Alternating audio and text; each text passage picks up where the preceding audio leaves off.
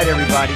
Welcome, one and all, to another edition of your favorite movie podcast, the sunglasses indoors wearing, circus innovating, leg breaking duo known by our secret alias, Forced Perspective. This is episode 102, Tonya, the Greatest Disaster. I am your host, Sports Guy 515, and on this episode, we bask in the warm, glowing, warming glow of awards season with a recap of the Golden Globe Awards and a quick discussion of this year's Oscar and Razzie nominees, as well as reviews for nominated films The Disaster Artist, I, Tonya, The Greatest Showman, and 3 Billboards Outside Ebbing, Missouri.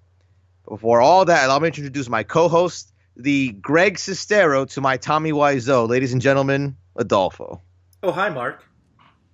Perfect. That's exactly what I was going for. And you read it right away. Perfect. Thank you very much, my friend. All right, so everybody, welcome to the next Forced Perspective. We got a lot to talk about here, but last episode was right before the Golden Globes. Adolfo, so what's going on, man? Have you seen anything lately? Have I seen any movies lately? Yeah, I've been to a few movies. I've been trying to catch up on on the award season buzz.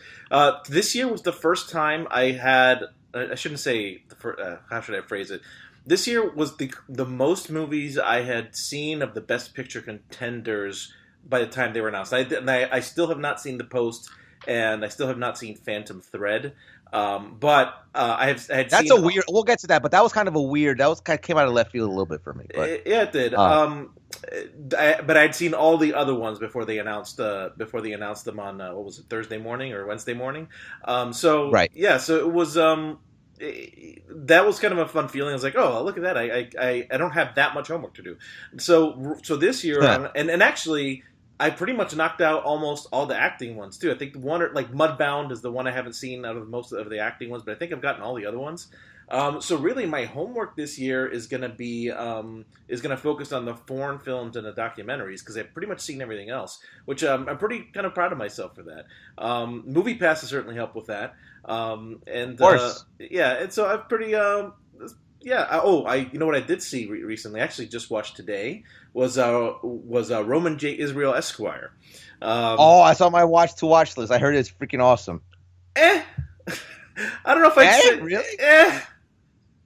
Okay, interesting. Okay, Denzel's good. Come on. And I wasn't super impressed with it. I got to be honest. But it was fine. That's our boy Dan Gilroy, bro. I guess I'm shocked. Here's how I wasn't bored, but that's like the best I can give it. It was it's if you watch the trailer, kind of sets up like this is going to be this big thriller.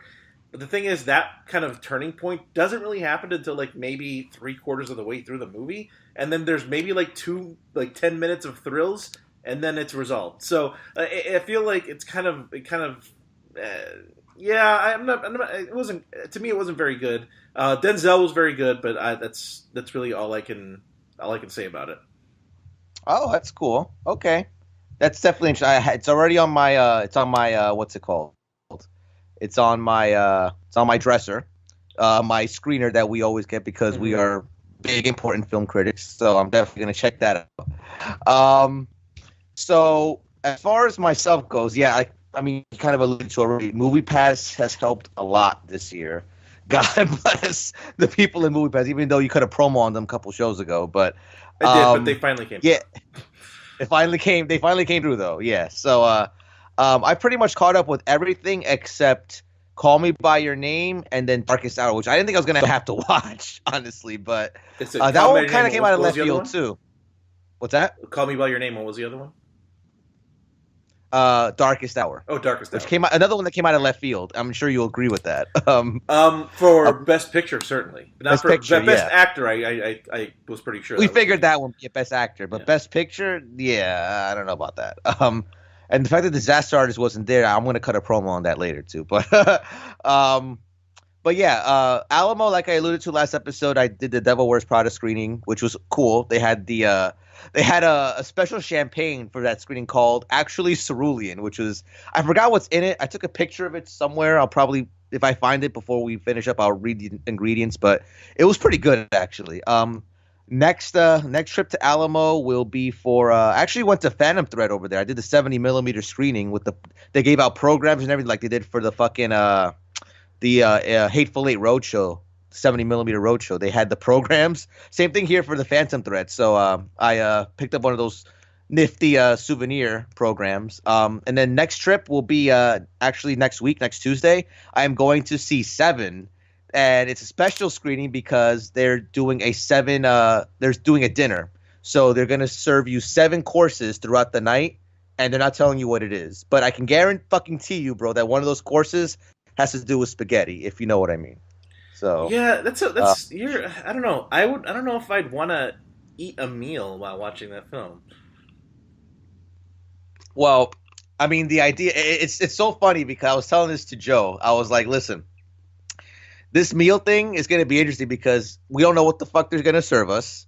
Two, I know one of them is going to probably be something spaghetti or pasta related. Mm-hmm. And number three, the brilliance of this whole idea of this screening is the fact that just by attending this and eating what they're going to serve us, we're committing gluttony.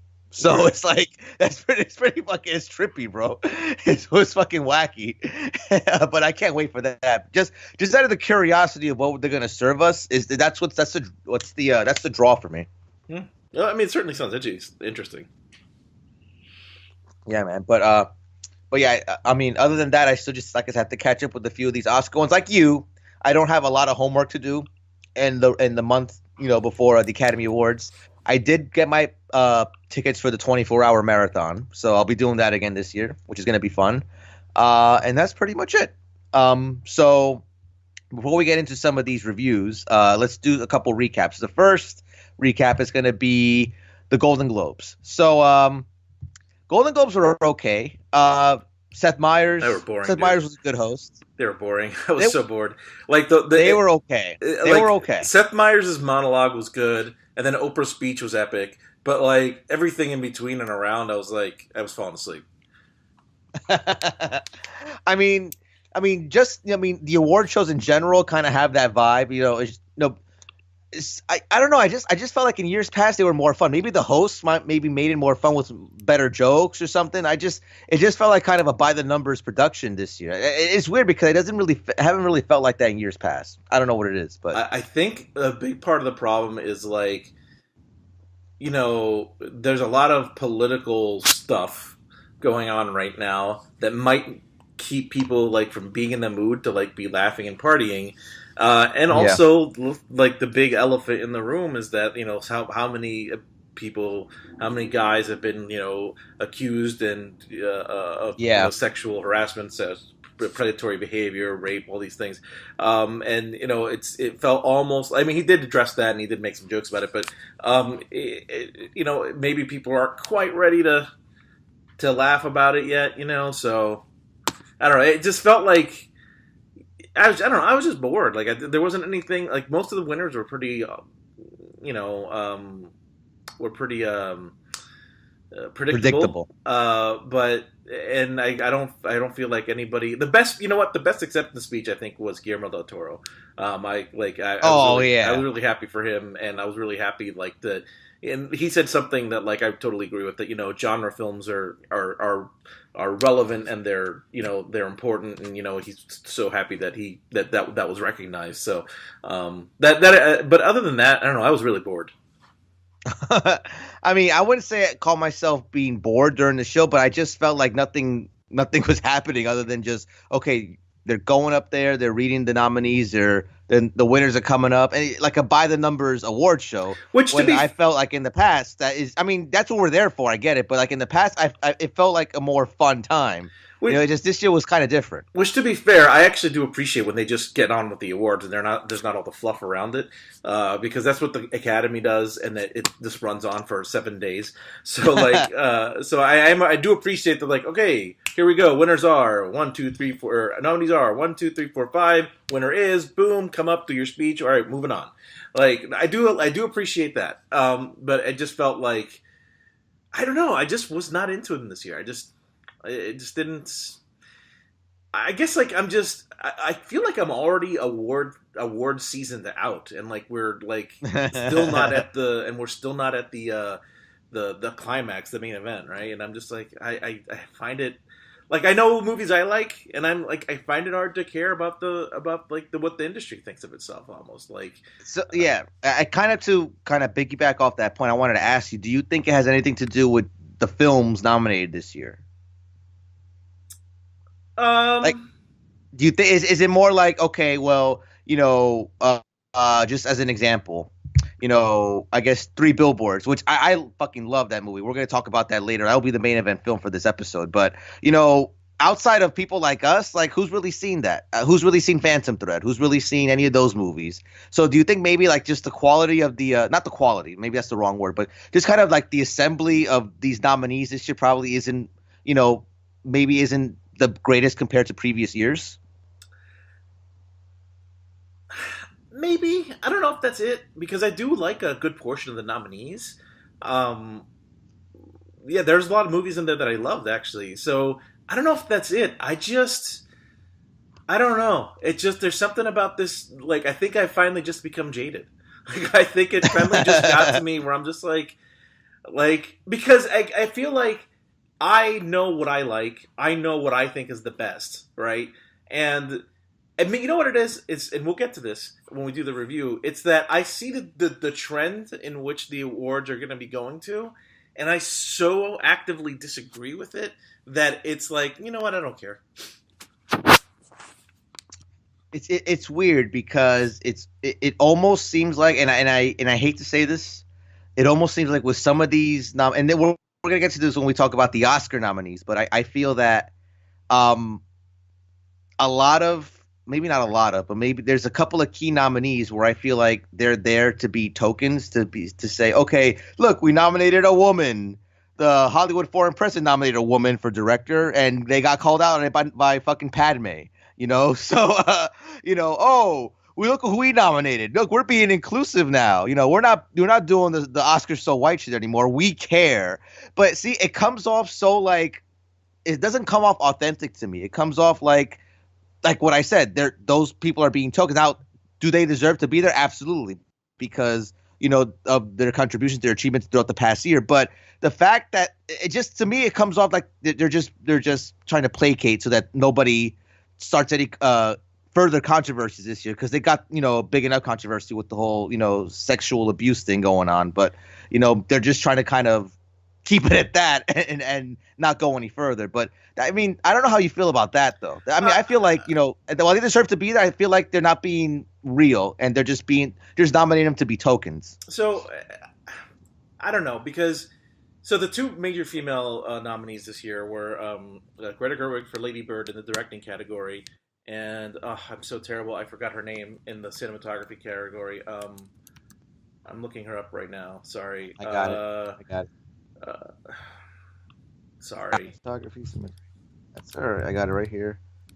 What's her face? Rachel Morrison. Rachel Morrison. Yes, she's nominated for Mudbound. Mudbound. First woman to ever be nominated for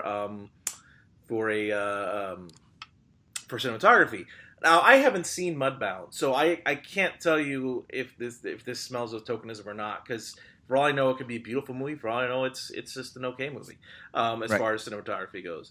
I will say I do think that Greta Gerwig should be in the conversation for absolutely for director. Absolutely. So if Lady Bird was just a okay film, or if it was just kind of there, it just got and they nominated her, I would have. I think there would have been a little more. I think I might feel that way, but I think because Lady Bird is a good film, I don't think it's tokenism on her part, at least. So I mean, we'll see. I see what you're saying, that some of it might be disingenuous, especially because 2 years ago they got criticized for the Oscar so white thing, and maybe it's not so much that it's people trying to be token, playing tokenism and trying to avoid getting criticized, or trying to seem woke, and maybe it's Right. that, hey, maybe the diversity initiative worked and they did get more diverse people in the voting pool, and that diverse audience nominated more people. You know what I mean? So I Which, to don't their know. credit, I did read that they did. Like the voting body is now more diverse, so Right. that could So be it. It could be it as well. yeah. So yeah, I think I'd feel that way if Lady Bird sucked and was a shitty movie. I'd probably feel that way, but it didn't suck, and I think she's there on merit. So um, I don't know. I don't know. I mean, that's not really what's kind of that's not what's really kind of uh, making me disillusioned. It's just that I don't know, man. I just feel like there's just something about Hollywood this year that's just bugging me, and I can't put my finger on it. And it's just I don't. I'm a fan of movies. I'm always gonna be a fan of movies. And I'm a fan of, and I appreciate award shows because I like, I can appreciate that something like The Shape of Water, for example, people might not have gone to see it if they hadn't heard there was awards buzz, right? People might not have gone to see Lady Bird if there wasn't awards buzz. So I think that's one of the things that awards can do for a film, but I feel like it's because I think that I'm going to be so on the other side of what I think are the best this year that I'm kind of annoyed at Hollywood for going in the direction they're going. I think I see what you mean. And Shape of Water, that's the last one I saw actually, and it's really, really, really, it's really good, It's man. really I good. really, and I want to save it for next show because I want Draven to be here because I know he loved it as well, so I want to get his thoughts on it, which is that's kind of my ulterior motive for saving it, but yeah, that's amazing movie, amazing. Probably. I don't know if I want to say my favorite Guillermo film because he's the guy's so awesome. He has a great filmography. I don't know if I want to say it's my favorite yet, but it's up there right now. But I don't want to call it yet. But real quick, let's just go through the winners. So we can move on to our next topic. So for the Golden Globes, Best Picture Drama, we had 3 Billboards win, and for Best Musical Comedy, we had Lady Bird. Um, Best Performance Drama Actor, you had Gary Oldman win for Darkest Hour, and Frances McDormand won for 3 Billboards. Musical Comedy Best Actor went to James Franco in The Disaster Artist. Bro, I was so scared that Tommy Wiseau was gonna take the mic and say some stupid shit, and that would have popped me, I bro, if think that happened Franco because. was scared of that too. Exactly, which is why he was like, "Oh no, you don't," and he snatched that shit from him. Because I think just seeing Tommy Wiseau on stage at an award ceremony made that whole thing worth it, bro. Because who would have thought, fucking 15 years ago, that was even a possibility? And sadly, this is going to be the peak of Franco because he didn't get nothing for the Oscars. Which we kind of saw coming after the allegations came out. So it was pretty messed up, but at least he had his moment here. He deserved the award for Disaster Artist. So I'm glad he had his moment to shine. And I don't know if you read this. I think Tommy Wiseau had claimed that he was going to say that love will make the world a better place if he had gotten to talk or whatever. But I don't know. That guy's a carny, so I don't know if I believe him. Best Actress, Musical Comedy went to Saoirse Ronan for Lady Bird, well deserved as well. Supporting Actor went to Sam Rockwell, the Alpha, for 3 Billboards, and Allison Janney got Best Supporting Actress for I, Tonya. Guillermo del Toro, our boy, like we talked about before, won Best Director for The Shape of Water, and Martin McDonagh won for 3 Billboards for Best Screenplay. And let's see what else. Let's see. Shape of Water won for Best Original Score. I would say the guy's name, but I don't want to butcher it. And then the Alexander This Is Me Desplat. song from the great Desplat. I'll just say Desplat. And then This Is Me from The Greatest Showman won Best Original Song. Coco won Best Animated Feature. Well deserved. And then Best Foreign Language Film was from Germany and France this year was In the Fade. And I mean, I don't want to go into the TV because that's not really our thing here, but can't really argue with a lot of these winners here. I guess. What'd you think overall? Yeah, I mean, I guess that's the thing is that all those winners, like I predicted, pretty much almost everyone down to the T. So like that's why I guess I was bored with it because it's like it was just like a a formalization of it. Like, because I already was like, yeah, it's going to go to 3 Billboards, it's going to go to Lady Bird, it's going to go to blah, blah, blah, you know. So, like, I knew, I guess it just wasn't any surprise in it for me. I will say the ones that, the one that annoys me, well, there's a couple that annoy me. But right now, the one that most, because you just mentioned it, that annoys me the most is Greatest Showman winning for Best Song over Coco. Because look, The Greatest Showman was a perfectly acceptable musical and it was fun to watch, but Yeah. and you know, this is me. It's probably going to win the Oscar too. I absolutely believe it will. But did you see Coco? I have. Okay, Dude, when they play "Remember that hit Me" me right in the movie, fucking. like, no, man. When they play that song in the movie, like, and I'm not going to go into spoilers, but at that crucial moment towards the end of the movie, and what happens after he starts playing it, I'm starting to tear up right now. It's like the most beautiful, like one of the most beautiful things Pixar's ever done. It's like, how that has to win. Like, that to me deserves the song. Because that, regardless of lyrics or musical composition, that evokes an emotion in you. And yeah, it was also the filmmaking, but the song had a huge part of that. And I'm annoyed that it's probably going to go to The Greatest Showman. So, yeah, that one bugs me a little bit. I gotta be honest. Yeah, maybe I can kind of squeeze it into next episode because I do want to talk about Coco because that one's that one. That one was rough, man. It was a great watch, but it was rough, man. Can I just say emotionally, real quick? I popped for El Santo. Me too, bro. I was like, that's a deep cut, man. Only like El Santo, bro. only Mexicans and wrestling nerds get that reference. Exactly. That's why.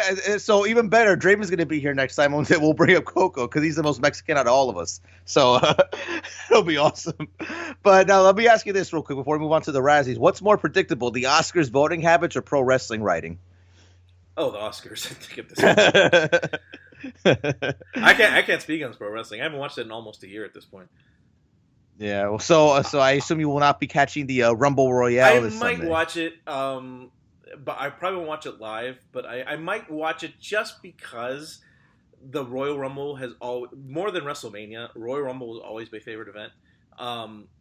So WrestleMania to me can always actually there have been some pretty bad Rumbles, but I feel like it's really hard to screw up a Rumble. It's pretty easy to screw up a WrestleMania. So, like, most of the time, the Rumble's pretty fun. So, I might just watch it just to watch it. But I have no idea what the storylines are. I don't really care. I just might watch it just because I want to watch the match. Well, just a heads up, and then we'll move on to the Razzies. But there are 2 Royal Rumble matches this year. Yeah, I did know that. And the first ever women's. I did know that. I did know that that's going to be interesting. And I was thinking to myself, like, they probably only have like 15 women. Like, who's they going to get to fill out the rest of that? Yeah, I think overall, I think they have about 20 that are in it right now. So they have like 10 open slots they're probably going to fill with like maybe legends or NXT girls. So we'll see how they work that out. Oh boy, get ready for that surprise return of Kelly. Oh, I already saw her at the Barclays at Raw. Oh, there you go.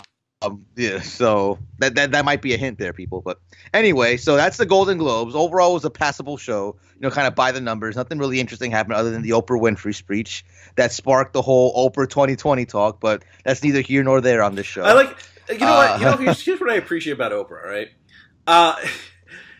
She knew damn well she's not going to run for president, right? She knows damn well she wasn't going to do that. But she let people talk about it for like 2 weeks. Mm-hmm. And then she comes out like, nah, I'm not going to run for president.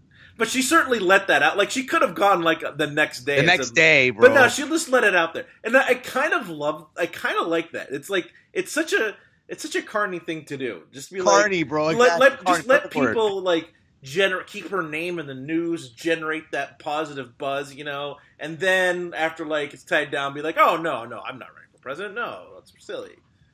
That's kind of hilarious. Well played. Oprah. And they did fucking polls, bro. Like, if the election were tomorrow, would you vote for Oprah or for Trump? Like they whittled it down to like who would vote for Oprah by region. Like, come really? Nothing's even set in stone yet, and they're already like analyzing like who would vote for Oprah and shit. Like, it got to that point. Everybody, yeah. It was wacky, but anyway. So before we start our reviews, I actually want to get into the Razzies because about an hour ago, I had no idea the Razzie nominations even came out. It wasn't until a friend of mine told me, like, did you see the Razzies? I was like, they're out already? I was like, yeah. All right. So I pulled up the Wikipedia page, and there they were, the 38th Golden Raspberry Awards. So let's do a couple right now because I know you want to cut a promo on a couple of these. So worst picture, bro. Okay, so worst picture of the year 2017 according to the Razzies. The nominees are Baywatch, which I don't think deserves to be there, but that's neither here nor there. The Emoji Movie, 50 Shades Darker, The Mummy, which you talked about on this show as a piece of trash, and Transformers: The Last Night, which I talked about on this show as a piece of trash. So what do you think of that group? So the only one I know for absolute sure deserves to be on there is the Emoji Movie. I haven't seen it, but fuck that movie. Seriously, like that movie should never have been made. That is like the Emoji Movie is every Hollywood. Sorry, how do I put this? The Emoji Movie is like was made by like the kind of people that is this typical Suits. Hollywood stereotype. The Someone Suits, who is bro. like out of touch with reality, thinks that they know what people like. He sees a hot property and just makes a shitty movie out of it to capitalize on it. I think it's it's just fucking garbage. So I'm glad that made it. Of the other ones, the only ones I've seen are The Mummy and what was the other ones? I didn't see Baywatch. Transformers, Baywatch. 50 Shades Darker. Oh, and 50 Shades Darker. No, like I said, so the only one I've seen is The Mummy. And as bad as that movie is, like, worst of the year. You can't. I feel like you can find worse movies than that. I mean, it may have been the worst movie I saw of the year, but it's like, it wasn't that. I mean, it wasn't like an F, it was like a D or a C minus, right? Like I feel like you can find, and same with like Baywatch. I'm sure it wasn't as bad as people think. It really wasn't. I honestly, Pirates was worse. I would put Pirates as worst picture. Well, because you remember, I cut a promo on that. You did cut a promo on Pirates, yeah.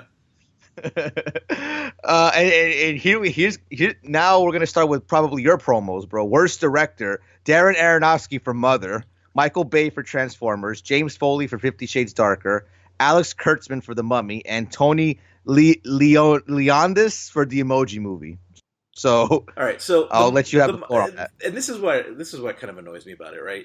Is that throughout its history, if you look at the Razzies, you'll see some like movies that are actually classics that were nominated for things, and when you look at things, and I'm not saying Mother is a classic. I love Mother. I'm not gonna. It's not even in defense of Mother. It's just in defense of some of these. It's more of an attack on some of their thought process. It's like whatever you might think of the film, you might have thought it was a big mess, right? And I could understand if you thought it was a big mess. It was certainly a very risky and very self-involved project, absolutely. But it's also different, and I feel like that's why it's in there, is because it's different, not because they're commenting on the quality of it. It's because that they just they don't like something that is outside the norm, right? And one of the things about the Razzies is that of its voting body, that like pretty much anybody can be a member of the voting body. Just pay like $40 or something to get in, and you don't even have to prove that you watch the movies. So that's why I think it's kind of like I'm totally for like taking the piss out of movies. Like that's I'm a good. I think that, and a lot of people who have accepted them are good sports about it. I'm totally fine with that. My problem is that like it's there. You know what it's like? Here's what it is, and you're gonna appreciate this comparison. It's like when I watch a wrestling event and the crowd starts chanting things like "We are awesome" and starts making it about themselves. And that's what I feel like the Razzies are. It's like they're trying to be like, "Look at how funny we are, guys. See this? Look at how funny we are." And it's like, well, those are easy targets that you're picking. Like, try to be funnier than this. And then one of the other categories was Jennifer Lawrence for worst actress. It's like, okay, you hate that, you can hate that movie all you want, but you can't criticize her performance. Her performance was fine for what it was. Her performance was totally acceptable for that movie. You know, like to me, a worst actress is someone who cannot act. You know, like think about like other worst performances that they've nominated is Al Pacino in Scarface. Yeah, it's an over-the-top performance. It's a way over-the-top performance. It's really hammy, but like it's a performance. It's like so he put skill and craft into that. You might think it's over the top, and it certainly is, but it wasn't like that wasn't the work of a bad actor. That was the work of someone who made a specific choice. And you know, a lot of years they put in Nicolas Cage for things, and that's another one that like Cage is weird. And Cage just goes for things and goes really far into things, right? But you can never really accuse him of not trying. And that to me is what a bad actor is. Someone who clearly doesn't have talent or someone who like isn't putting any effort in. And I think that's kind of my problem with it. Yeah, and I definitely see your point there. Yeah, the thing with me is that, you know, I mean, I see these as just kind of like you were saying, like jokes, like you're just trying to have fun, picking on easy targets. But I mean, they could probably put a little more effort into that. I absolutely agree. But just some of these, bro, you got to admit, like they deserve to be here. Fucking, and I hate to say this, bro, fucking Johnny Depp, Pirates of the Caribbean. I cut a promo on that motherfucker for being lazy, just cashing in a paycheck. I mean, I could certainly see that if you're that one. I could see like, okay, he's clearly just going through the motion of a character he's done a million times. Sure, all right. Let's see. We have worst actor Tom Cruise in The Mummy. Jamie Dornan in 50 Shades Darker. Tom Cruise was perfectly fine in that movie. That movie sucked, but like it wasn't because of Tom Cruise. Come on. And you defend Tom Cruise. I'll defend Zac Efron in Baywatch. He was perfectly fine for what it was, bro. Like that's taking it a little too far. And then you have Mark Wahlberg for both Daddy's Home 2 and Transformers: The Last Night, which okay, fine, he kind of sucked. In one of them, I didn't see the other. Not for nothing, Mark Wahlberg kind of sucks in general. Like he's only done he's done one. Well, he's done two good performances. One was in The Fighter, and the other one was in The Departed. Departed, and and I honestly have never. I should say never. I honestly don't think he's that talented of an actor. I think he's adequate sometimes. Like when he's in an action movie, I'm like, okay, I can believe he can shoot that gun and run around, you know. But like for the most part, when he's trying to quote unquote act, that's like it's like, dude, stop, you're killing me here. So yeah. Well, to his credit, the guy can't talk to animals. So I mean, that's a skill. Worst actress, you know, they love picking on Katherine Heigl. So, I mean, a lot of it is well deserved, honestly. But she's nominated. She's nominated for Unforgettable. Dakota Johnson. Wait, what the fuck is Unforgettable? Wait, whoa! What the hell is this movie? I didn't even know she was still making movies. Yeah, that's the one that came out last February with Rosario Dawson about like the girl that was trying to like move in on her husband or some shit. That Lifetime movie. Oh my god, I forgot that existed. Yeah. Oh my god. All right, fair enough. There you go. And it was actually from last April. So Dakota Johnson, 50 Shades Darker, Jennifer Lawrence, like you said, for Mother, Tyler Perry for Boo 2, he's in the worst actress category, and Emma Watson, which I hate to see her here, for The Circle. I mean, I never saw The Circle. I heard it sucked, and it probably wasn't because of her. Yeah, and that's another thing. She's a good actress. I refuse to believe that she put in a bad performance in that movie. You know, like you just like picking on someone's like, oh, this is a lead actress in a shitty movie. Like, no, come on, try harder. Worst supporting actor Javier Bardem for both Mother and Pirates. Well, I know he deserves it for one of them. I don't know about the other. So Russell Crowe in The Mummy, Josh Duhamel for Transformers, Mel Gibson for Daddy's Home 2, and Anthony Hopkins for Collide and Transformers: The Last Night. I mean, Anthony Hopkins didn't even do shit in Transformers, so I can't really, you know, it's like he was there for like 2 seconds. Yeah. Worst supporting actress Kim Basinger for 50 Shades Darker, Sophia Boutella for The Mummy, Laura Haddock for Transformers, Goldie Hawn for Snatched, and Susan Sarandon for A Bad Mom's Christmas. The worst screen combo are usually the ones where they throw in the most jokes. So worst screen combo nominees are any combination of 2 characters, 2 sex toys, or 2 sexual positions for 50 Shades Darker. Any combination of 2 humans, 2 robots, or 2 explosions for Transformers. Any 2 obnoxious emojis for The Emoji Movie. Johnny Depp and his worn out drunk routine for Pirates of the Caribbean. That should win just because of how they phrased it. That should fucking win because it's so true. And Tyler Perry and either the ratty old dress or the worn out wig for Boo 2, a Medea Halloween. Worst prequel, remake, ripoff, or sequel. We have Baywatch, Boo 2, 50 Shades Darker, The Mummy, and Transformers. And finally, worst screenplay. You have Baywatch, The Emoji Movie, 50 Shades Darker, The Mummy, and Transformers. So essentially, the worst picture nominees are also up for worst screenplay. Not a really diverse. I think they literally like picked like 5 or 6 movies and just picked on all of them for all the categories. So I mean. I feel like that's the thing. I just feel like they went to like Rotten Tomatoes and just picked like what were the most popular bad movies this year, and then just did that. You know, it's like I don't know. It's just like it's not funny. Like they're easy targets. They're not like being particularly clever. Like, and I'm totally for I'm totally for them for the existence of the Razzies. I just want them to be better at it, and I don't know. I'm over the Razzies. I just realized Razzies. I've been so fucking negative on this entire show so far. Well, we're about to get fucking positive right now because we're gonna go into our reviews right now, and the first one is the fucking Disaster Artist. So I can't wait to start talking about this shit, bro. Okay, who here can really reveal themselves to the class? Anybody? I'll go.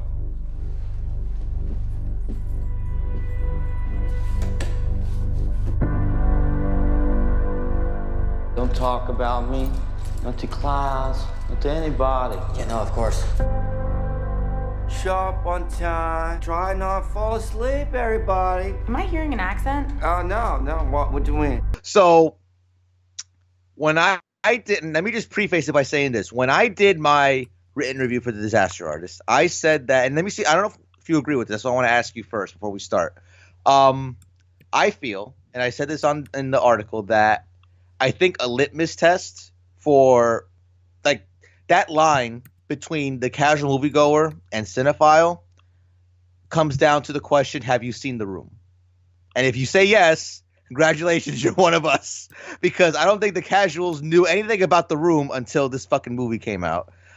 So would you call that a fair litmus test to separate the herd? Yeah. I would certainly agree that the mainstream movie-going public have no idea what the Room is. Yeah, I would agree with that. But now they do. That's the thing. So I don't know if it'll qualify as a litmus test anymore, but at least before 2017 it did. So The Disaster Artist, directed by James Franco. It's an adaptation of the novel The Disaster Artist, My Life Inside the Room, the best worst movie ever made. I believe that's the title, by Greg Sestero, who played Mark. Oh, hi, Mark, in the film. And it's essentially, it just tells the story of how The Room came about. You have James Franco playing Tommy Wiseau, who is taking these acting classes, bro, because he wants to make it in Hollywood.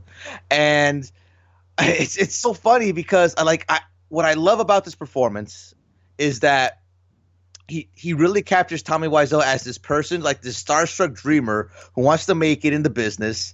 And what I like is that everything that Tommy does, he sees it as like the greatest thing ever. It's like he's in his own little world where like every performance he puts on is like an award-winning performance. And he's so like in that bubble that like when it pops at the end of the movie when they're screening The Room, and that got to me, bro, because it's like to see kind of that whole like kind of, okay, you thought of yourself as this, and it's actually, people are not seeing it that way at all. That really added to the emotional depth of that scene. But I mean, it's like, it's so funny because he kind of confines himself to this bubble where like he's like this great performer, this great director, and only he sees that. And I think that's what makes the character so fucking charming and relatable.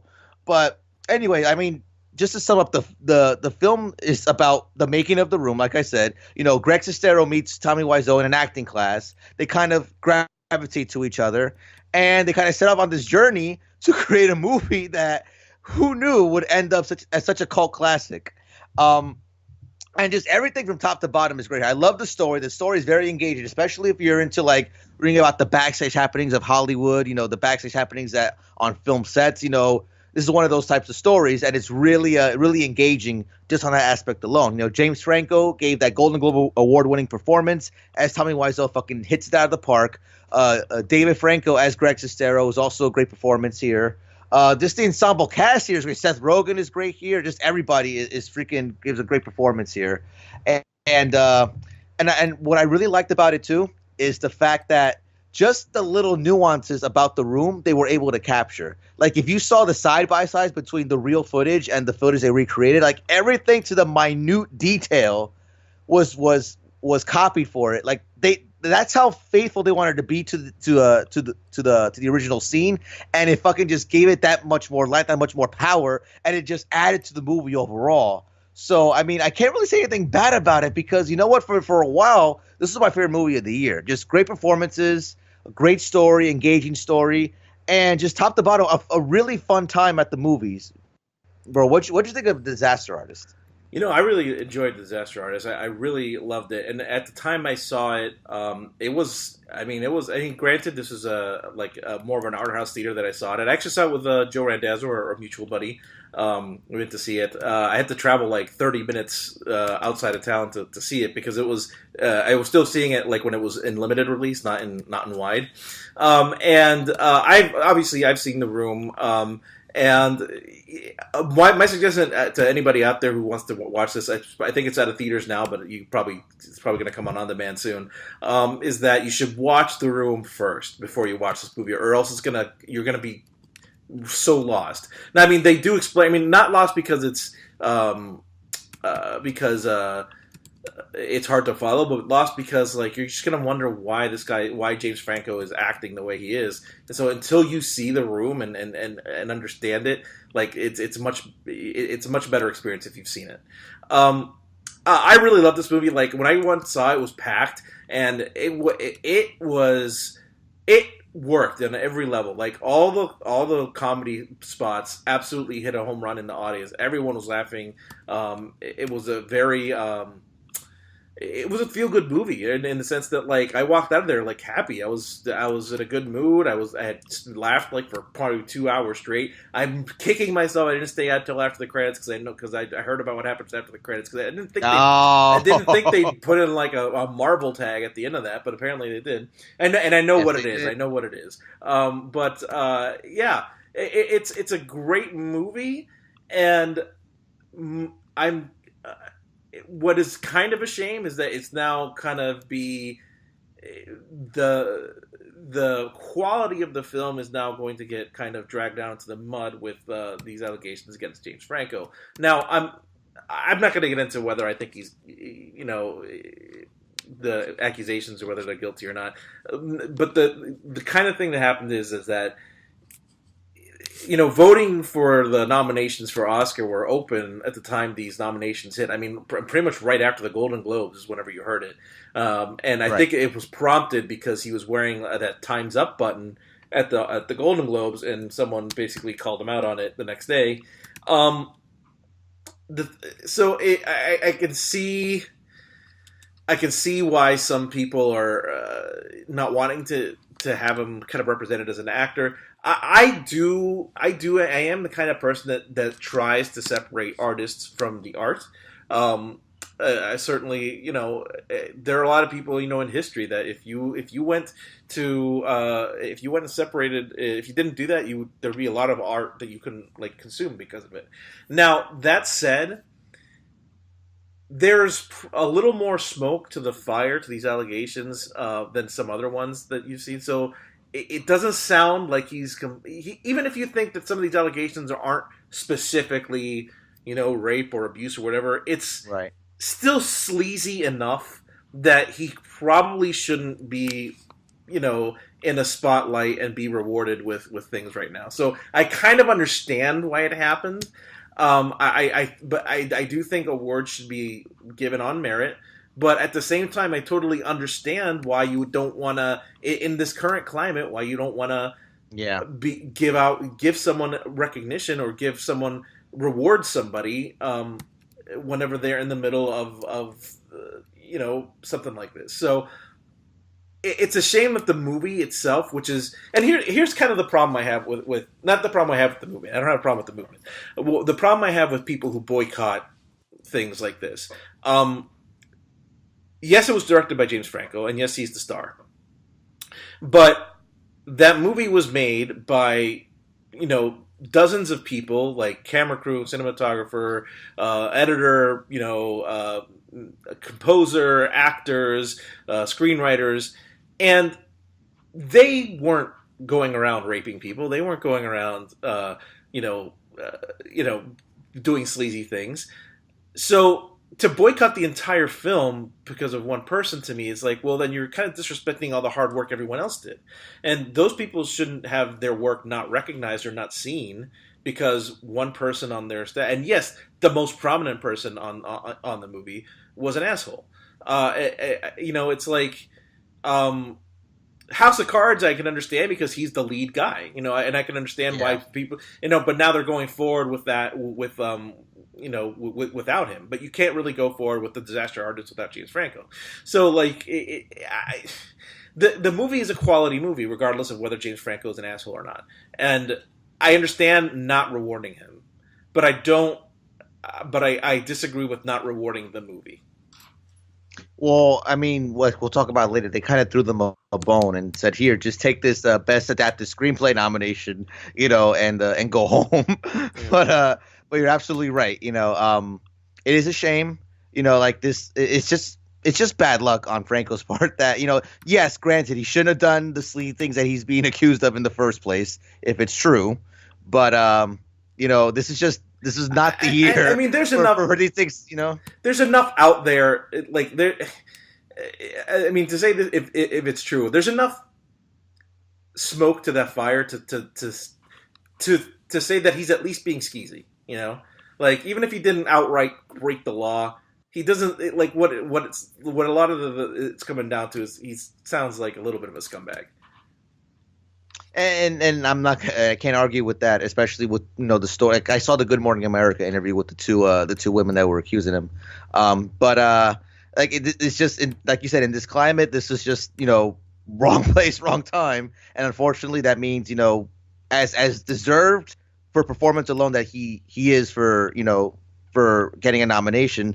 He can't be in the spotlight like that and kind of open the Academy to more criticism. So I definitely understand. It's just a damn shame, It really is. But I don't feel bad for him. I feel bad for the movie more than I feel bad for him. Like I feel bad for everyone who worked on that movie, that put a lot of work into that movie and made it a good film that had nothing to do with James Franco. Like I said, everyone from like the cinematographer to the editor to the other actors, everybody involved with that film who wasn't James Franco, I feel bad that their work isn't getting recognized.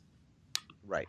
Absolutely. And on that note too, like we just harped all over it. It is a great movie with great performances. It is, it is something, I took my family to see this and they hadn't heard of The Room before this movie and they saw it afterwards. So, and they were still able to follow it. It was so funny. My sister came up to me when we were talking about it, like on the ride home, and she was like, "Oh, I felt so bad for him at the end. He was so sad because everyone was laughing at his movie." Well, I mean, that's the thing. Like, it's funny because it is really kind of a touching film at the end. Like at the end when he's sitting there and like everyone's just laughing at it, and because it's funny because when they play, the movie started going, you see like the Zac Efron character who's really funny in this. He's like, "Is it just me or does this movie kind of suck?" and then as more and more people start just laughing at it, it was like you saw like, yeah, this guy's kind of weird and he's kind of a joke, but he was earnest. He was everything he did in pursuit of that film. I'm talking about Time of Wiseau. Everything he did was in complete earnestness. Like, he wasn't trying to make a crappy movie, and that's one of the things that, like, as much I love bad movies and everything, but like, and that's why I much prefer to always watch something like The Room than I would ever watch something like Sharknado, because Sharknado, those people are trying to make a bad movie. They're trying to like be funny by making something stupid.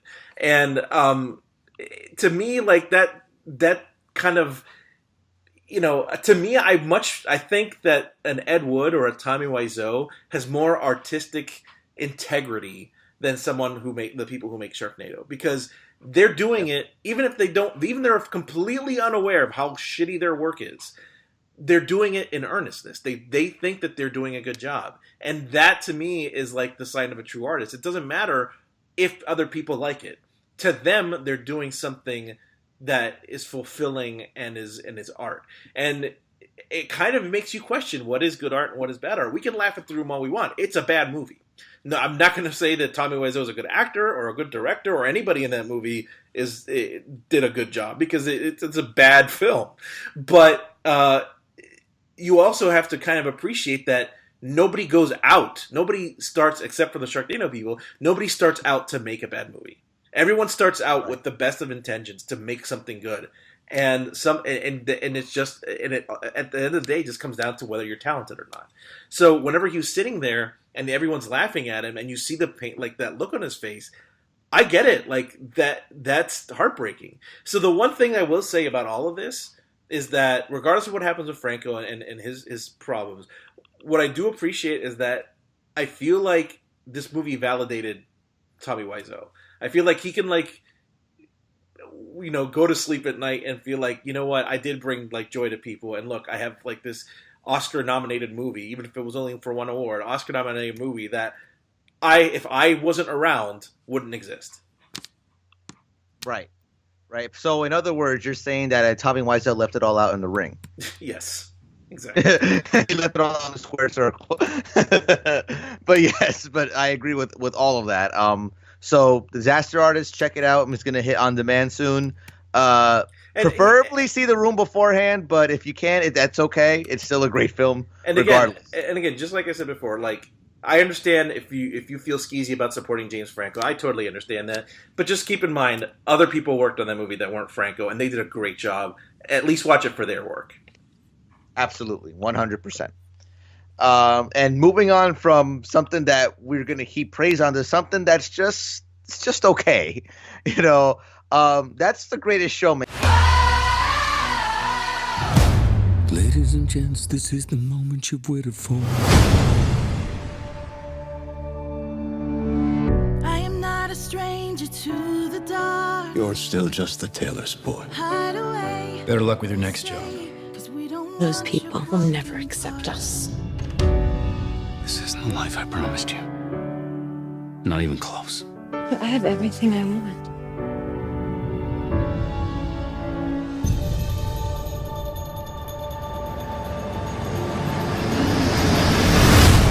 Now, Greatest Showman was nominated for Best Musical Comedy Picture at the Golden Globes. Here, it was pretty much shut out, I believe, except for the song nomination.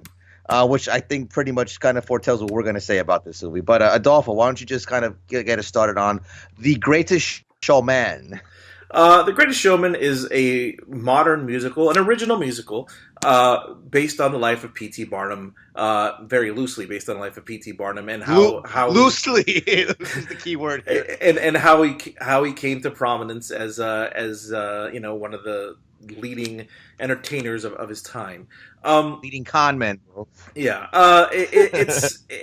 I mean, that's all you need to know about the plot.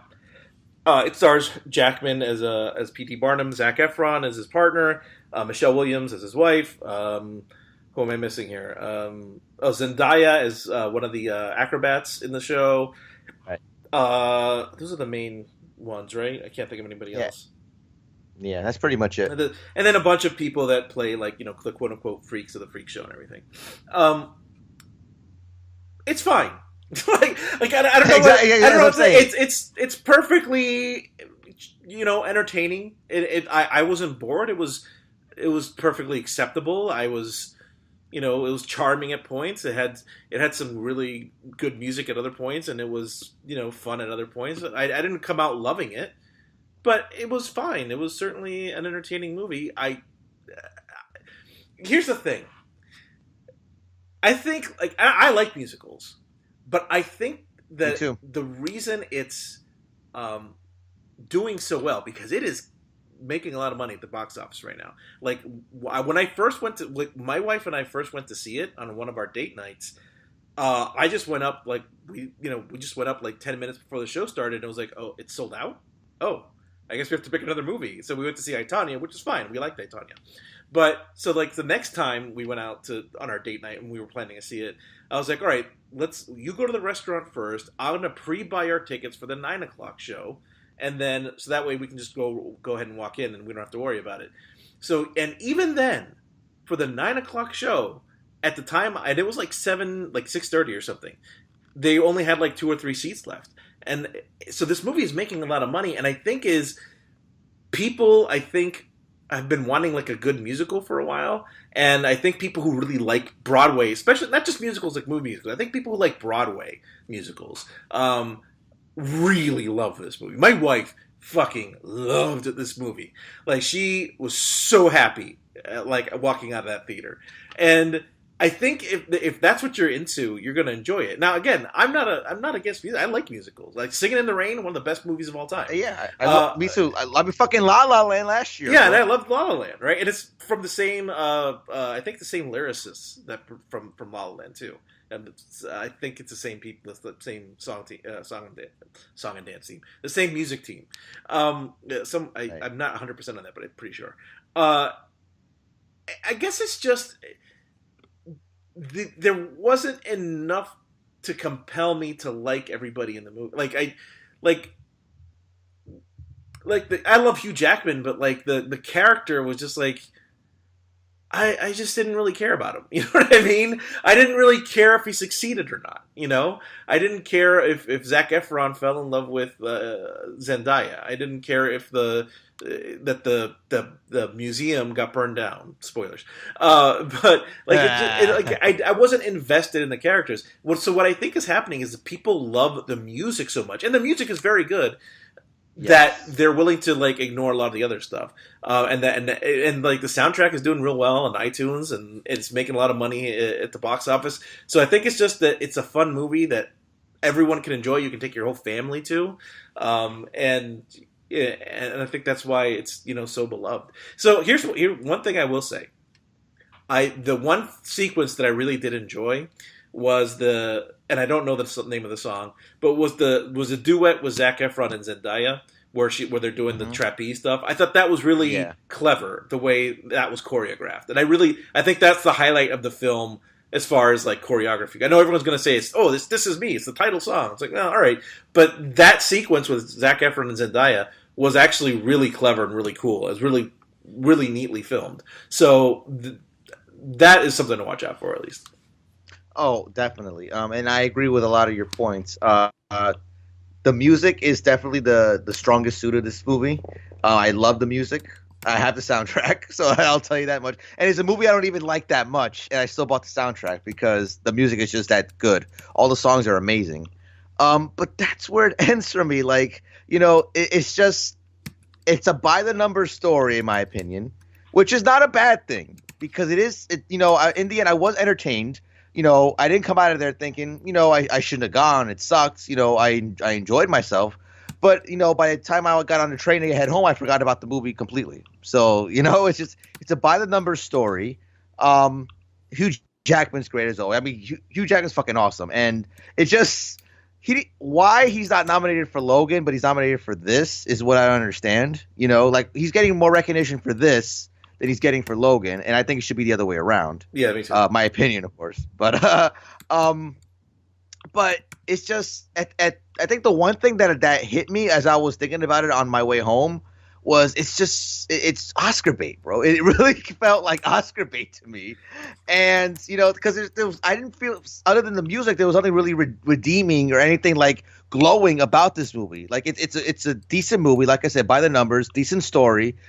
But the fact that it felt so overproduced and so like showy that it was like, oh, they want Oscar nominations for this shit, and it ended up getting just the one, I think, for the music, which is well deserved because, like I said, I love the music, but it's nothing that I'm gonna tell people to go run out and see because it's really not.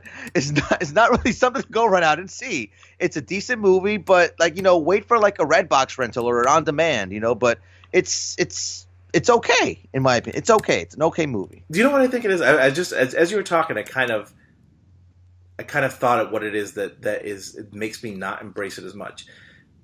Is because when you look at movie musicals from like the 30s, the 40s, the 50s, 60s, you know, like whether it's, you know, Bob Fosse or Busby Berkeley or Gene Kelly, the one thing that they all kind of have in common is when it comes to the song and dance numbers, there's not a lot of editing. It's the camera's wide, and then you see the actors singing and doing their choreography pretty much in one take. So yeah, there is editing. They will cut to different shots, but for the most part, it's in one take, and or it's in very limited takes, I should say. So so when you see someone like Fred Astaire, like, you know, dancing around and with Ginger Rogers, or you see Gene Kelly like dancing with you know, Tom from Tom and Jerry. Or is it Jerry? It's Jerry. You know, it's all within the same frame, and there's not a lot of camera movement, so you know they had to perfect that to get it right. Whereas modern musicals, like The Greatest Showman, there's tons of editing. Like it's close-ups and long shots, and you just follow up the camera as it does this, and there's some CG in there. Look, there's some CG elephants, and it's like I feel like that's not as impressive because, you know, you put me in front of in that movie, you can make me look like a fucking superstar singer too, with all the editing that they did in that. You know what I mean? And I'm being facetious, but you know, but that's the thing. It's like I know Hugh Jackman can sing, I know he can dance, so we don't need to have so much editing around him. Like, just show us what he can do, because he doesn't need to, like, he is the type of person, like, he's a triple threat. He can, you know, practice a number and get it right on the first take, you know?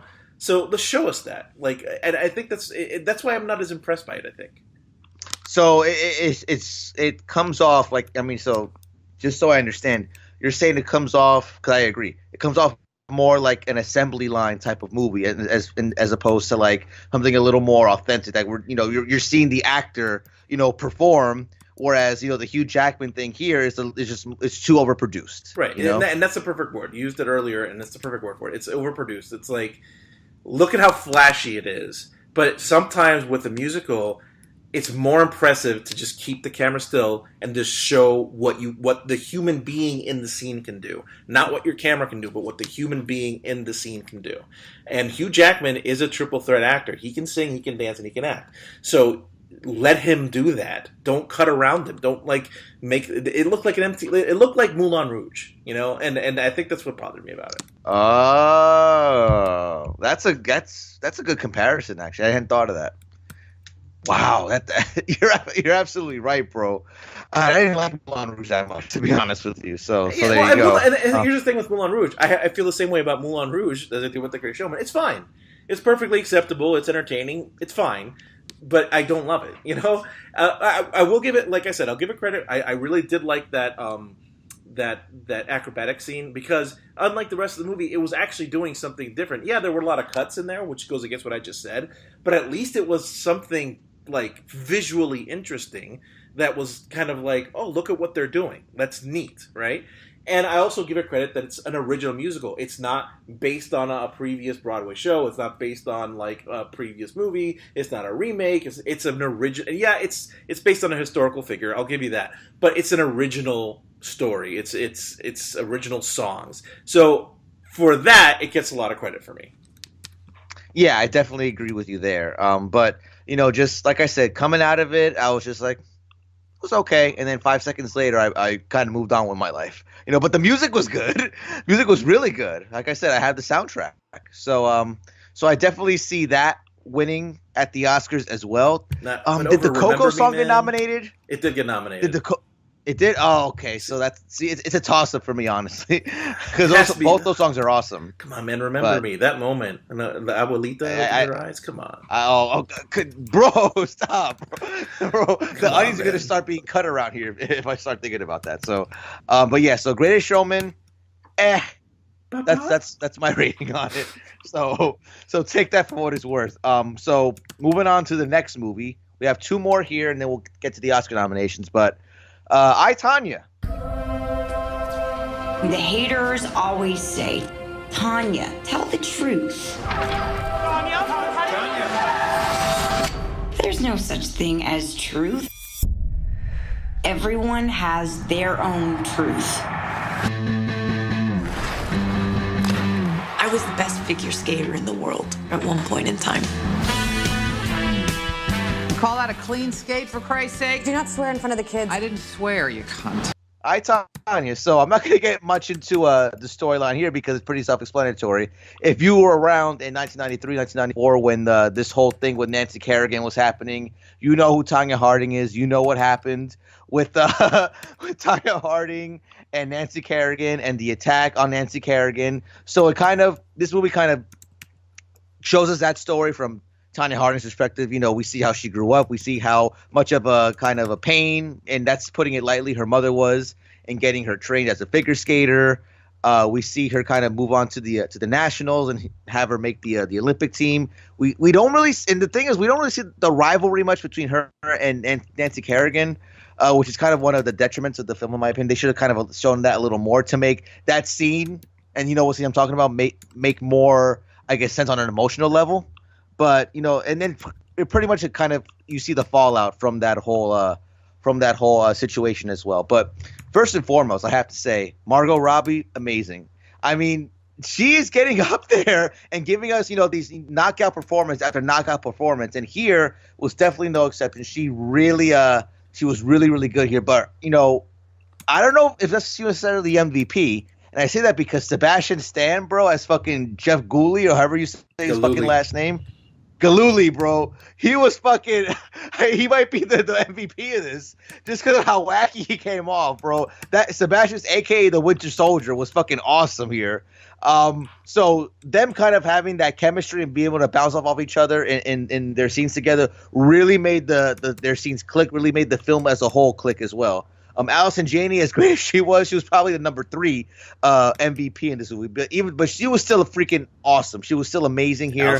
All 3 of those people was just amazing. Shine up that Oscar for Allison Janney, though. That's happened.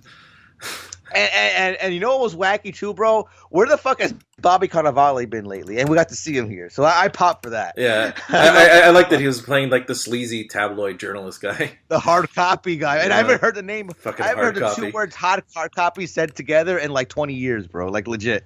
So that was wacky too. But I mean, and you know what? The way the story was set up with like coming off as like a mockumentary was really well done. I think it added to the story as well, because I think that the overall theme of this movie is that we will never know the truth, because Tonya Harding has her version, Jeff Galooly has his version. None of them match. So it comes down to who we feel as the audience is the most believable one. And to tell you the truth, none of them do, which is why we will never know exactly who planned it, what went down. You know, it's one of those things that you question the story, the official story. You question it because the 2 people are so fucking untrustworthy. And I think for a story like this, it works. Like, it pops me. And I think, you know, that's kind of the enduring charm of the story, is that you don't know and you will never know the real truth. But what did you think of this movie? I thought this was a lot of fun. I really enjoyed this film. Like you said, you covered a lot of the things I thought. Margot Robbie was fantastic. Allison Janney, she's getting that Oscar. Sebastian Stan as Jeff Gooley was like, I mean, this is I pretty much I've had very limited exposure to Sebastian Stan. I think it's pretty much just been the Winter Soldier in the Marvel movies. If I've seen him in other movies, I probably didn't remember, but this is the first time I've seen him actually, you know, do something that's not just an action film, and he was fantastic. I don't know the actor's name, but the guy who played the fat friend that thought he was a spy, that guy was fantastic. Sean Eckhart. Yeah, it was a very entertaining movie. You know, it's funny. I will disagree with you slightly. Is that in that the movie doesn't tell you, like, the movie does give you. I'll agree with you and I'll disagree with you. The movie does give you multiple aspects, because it's like you said, it's like a mockumentary. So it's each person that's telling the story is telling their own version of the story. So you kind of, you know,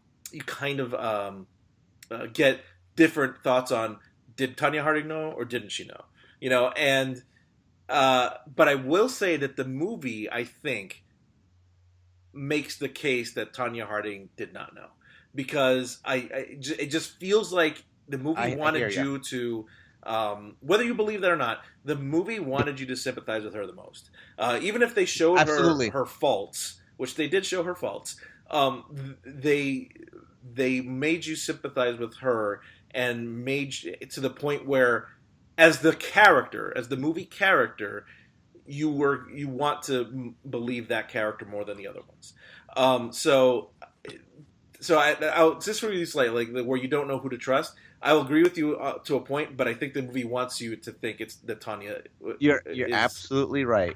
You're absolutely, and I say this, and not to cut you off, I say this because I was talking to my coworker recently after I saw this movie, and she said, "Oh, what's out there? What can I go see?" Because she likes to talk to me, to get recommendations. I said, "Well, Tonya's out. It's really good." I was like, "Well, I kind of lived through that story already, so I think I know what happens. I know what the gist is, so I'm really not interested in that." Like, well, I thought that too, but the film makes a case. It kind of sides with Tonya Harding in a way that they're kind of like you just said. They make it seem like she didn't know.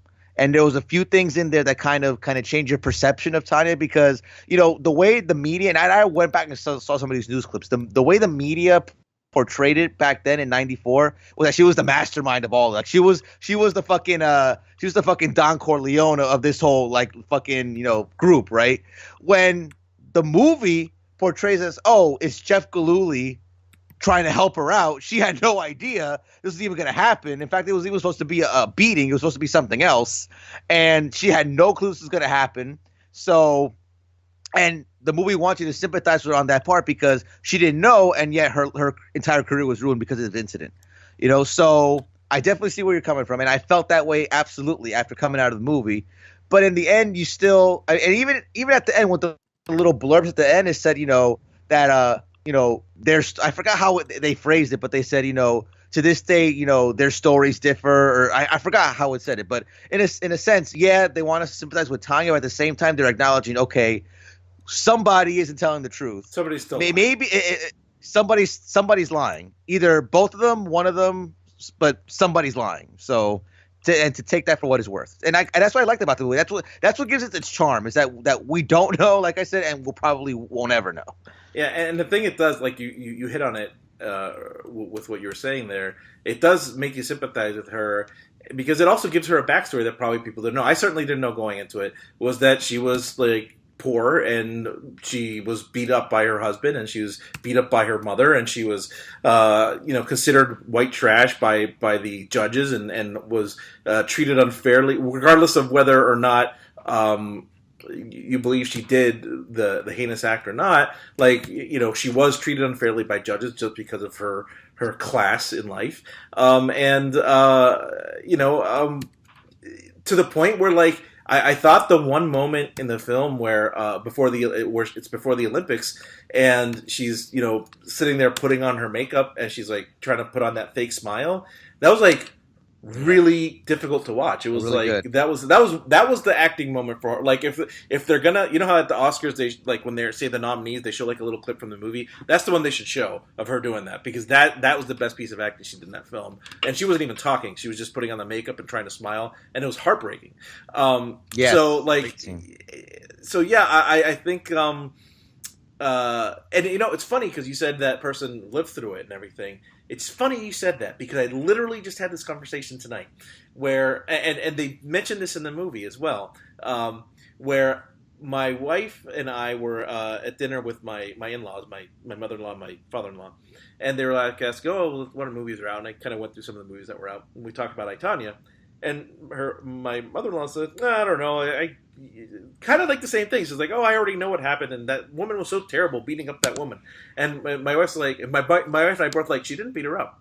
Like, she may have planned it. That's still up for debate, but she didn't beat her up. And my mother-in-law was like, "Yes, she did. She took the pipe and she hit her knee." And that's one of the things that people still think to this day, that Tonya Harding, regardless of whether you think she planned it or not, the one thing that is absolutely without question a false narrative is that she hit her with the pipe when she didn't. She wasn't even in the same city. So yes, she may have orchestrated it, but she did not hit her with the pipe. But everyone thinks she does. So that's like one of the things that, and they even mentioned that in the movie with a funny aside, and then where they showed like a little clip of her like standing over her like all bloody with a smile on her face and stuff. Yeah. But you're right. I will say one of the flaws of the film, I'll agree with you, is that you don't see much of that rivalry. It really does just focus on Tonya, and it doesn't really focus anything on Nancy Kerrigan. She's in the movie. Like, you see the character of Nancy Kerrigan in there, especially whenever she gets taken out. But that's pretty much it. Other than that one scene where she gets taken out, you don't really see her. That's interesting because I would have wanted to see how they portrayed her. Right. And one thing I will say about Ben, like, I do remember this going down. I don't remember what my thoughts on Tonya Harding were exactly, but I do remember I thought Nancy Kerrigan was kind of a bitch because anytime I saw her, she always had this like look on her face, like she thought she was better than everybody, and like there would be like people would like catch her saying things that were like super bitchy. So like, I'm not saying she deserved to get her leg busted open, but like she did not elicit a lot of sympathy from me anyway. And I do want to say one more thing too about the film because I gave props to it on fucking the Disaster Artist. I'm gonna do the same thing for I, Tonya. The way they recreated the characters, like especially the Sean character and the Allison Janney character, Lavana Faye Golden, from the interviews that they had, like the old tapes that they showed at the end. You saw that, right? Yeah. They look exactly like those fucking characters, bro. Like the way they recreate, and with Allison Janney's character, right down to the bird on the shoulder, bro. That was like right down to that little detail. They recreated that, and it was amazing to see. And then to see that, because I felt like, honestly, when I saw the trailer, I thought the bird thing was like just something that the filmmaker added, you know? But to see that in the interview, she actually had the bird on her shoulder, it was like, that's fucking wacky, bro. And that's a real woman. No, the wackiest is the fat friend guy. Like, what's his name again? Is it Greg or something? Oh, Sean Eckhart, bro. Sean Eckhart. Was that the character or the... That was the character. Okay. Yeah, the actor was Paul Walter Hauser was the actor. Because one of the things we did, my wife and I did when we got in the car on the way home, or like she started like looking up like YouTube clips of like the news stories because she got like she totally went down the rabbit hole of like wanting to know more about it, you know. And what was hilarious was like that one interview he gave in the movie with like I don't know if it was like hard copy or whatever. It was like 60 Minutes or whatever it was, where he's talking about how he's a spy and the interview's like, no, you're not. We looked into this.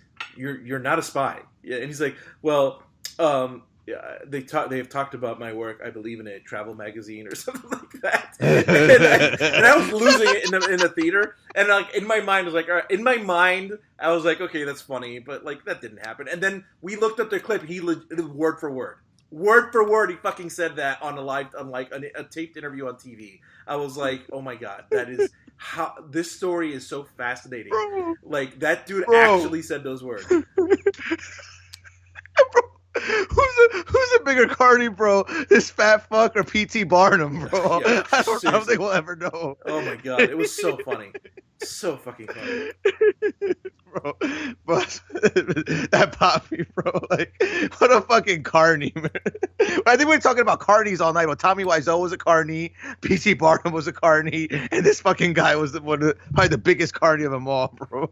I'm a spy. No, you're not.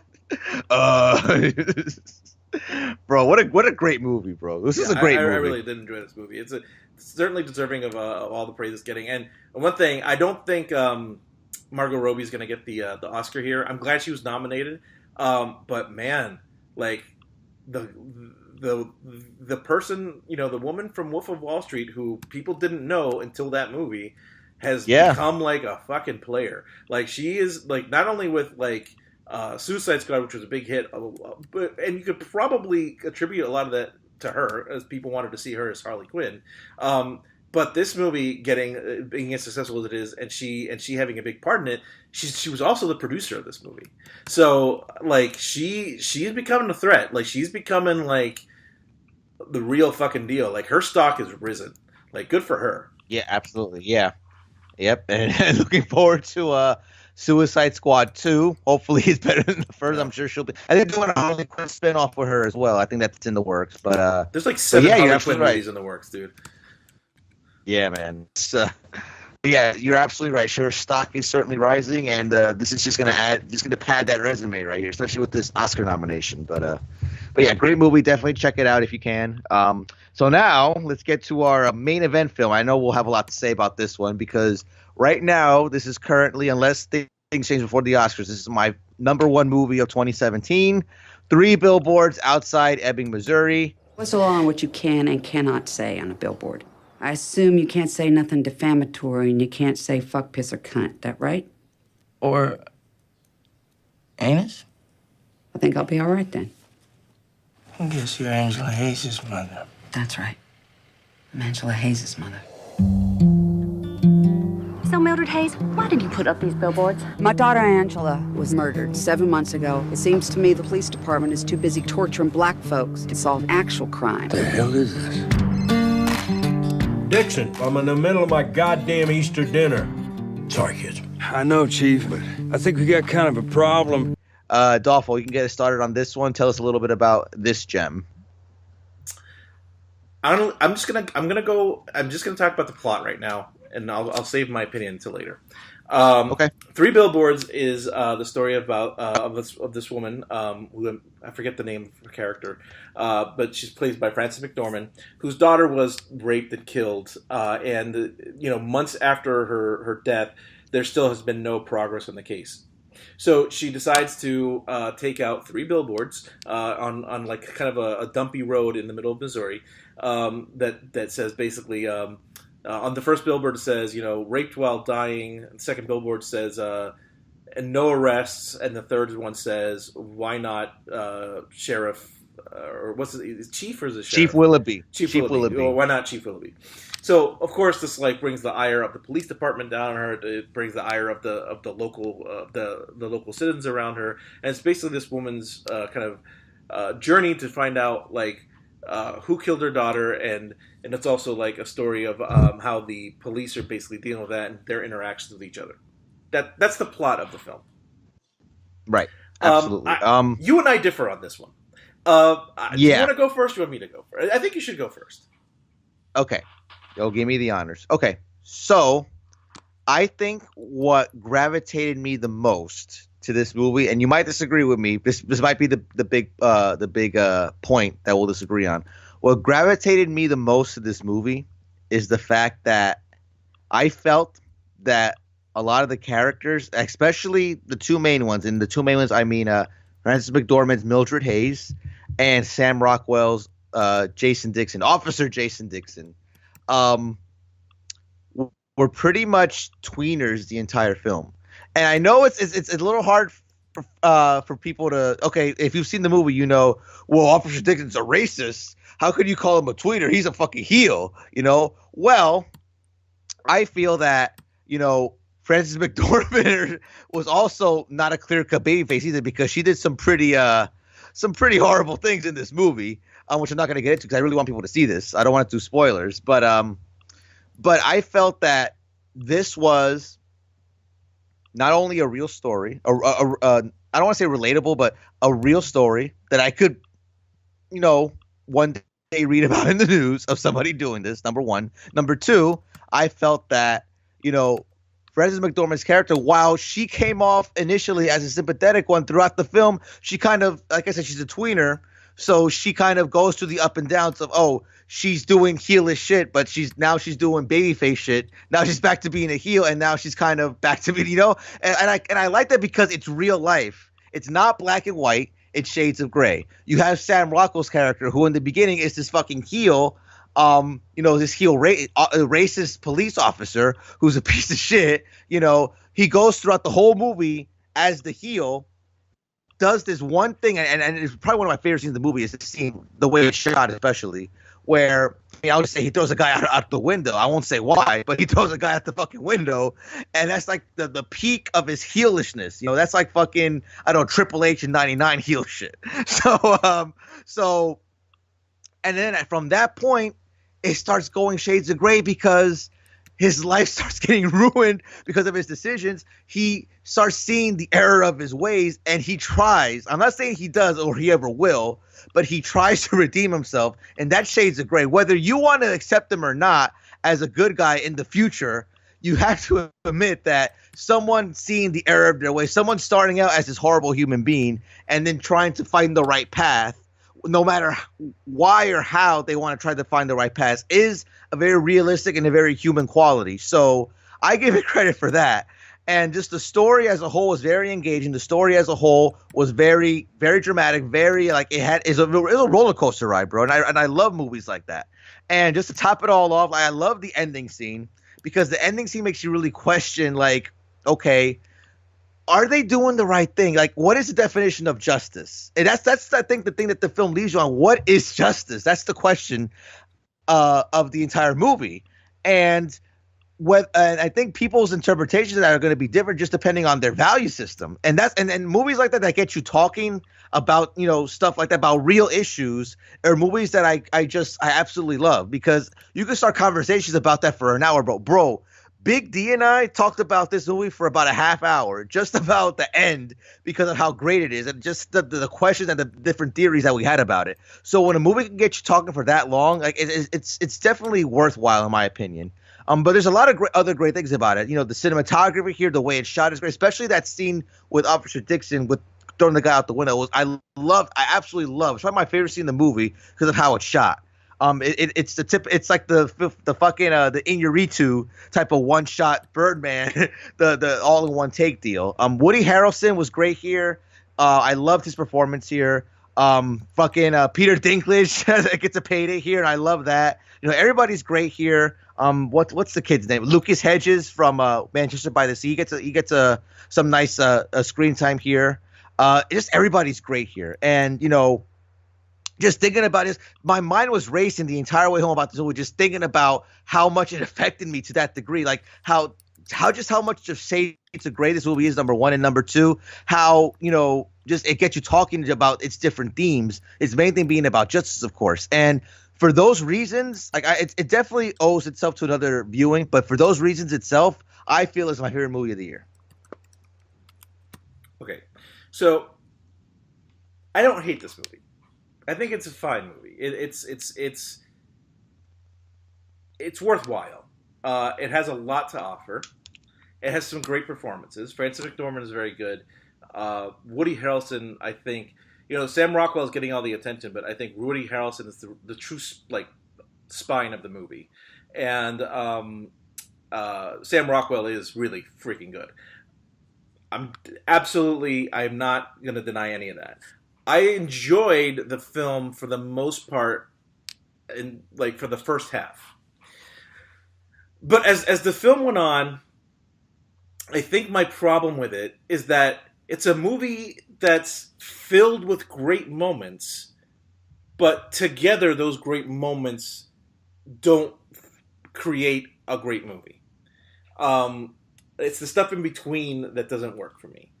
And I'm trying to, because I have a lot going on in my head here. I'm trying to kind of parse it all out.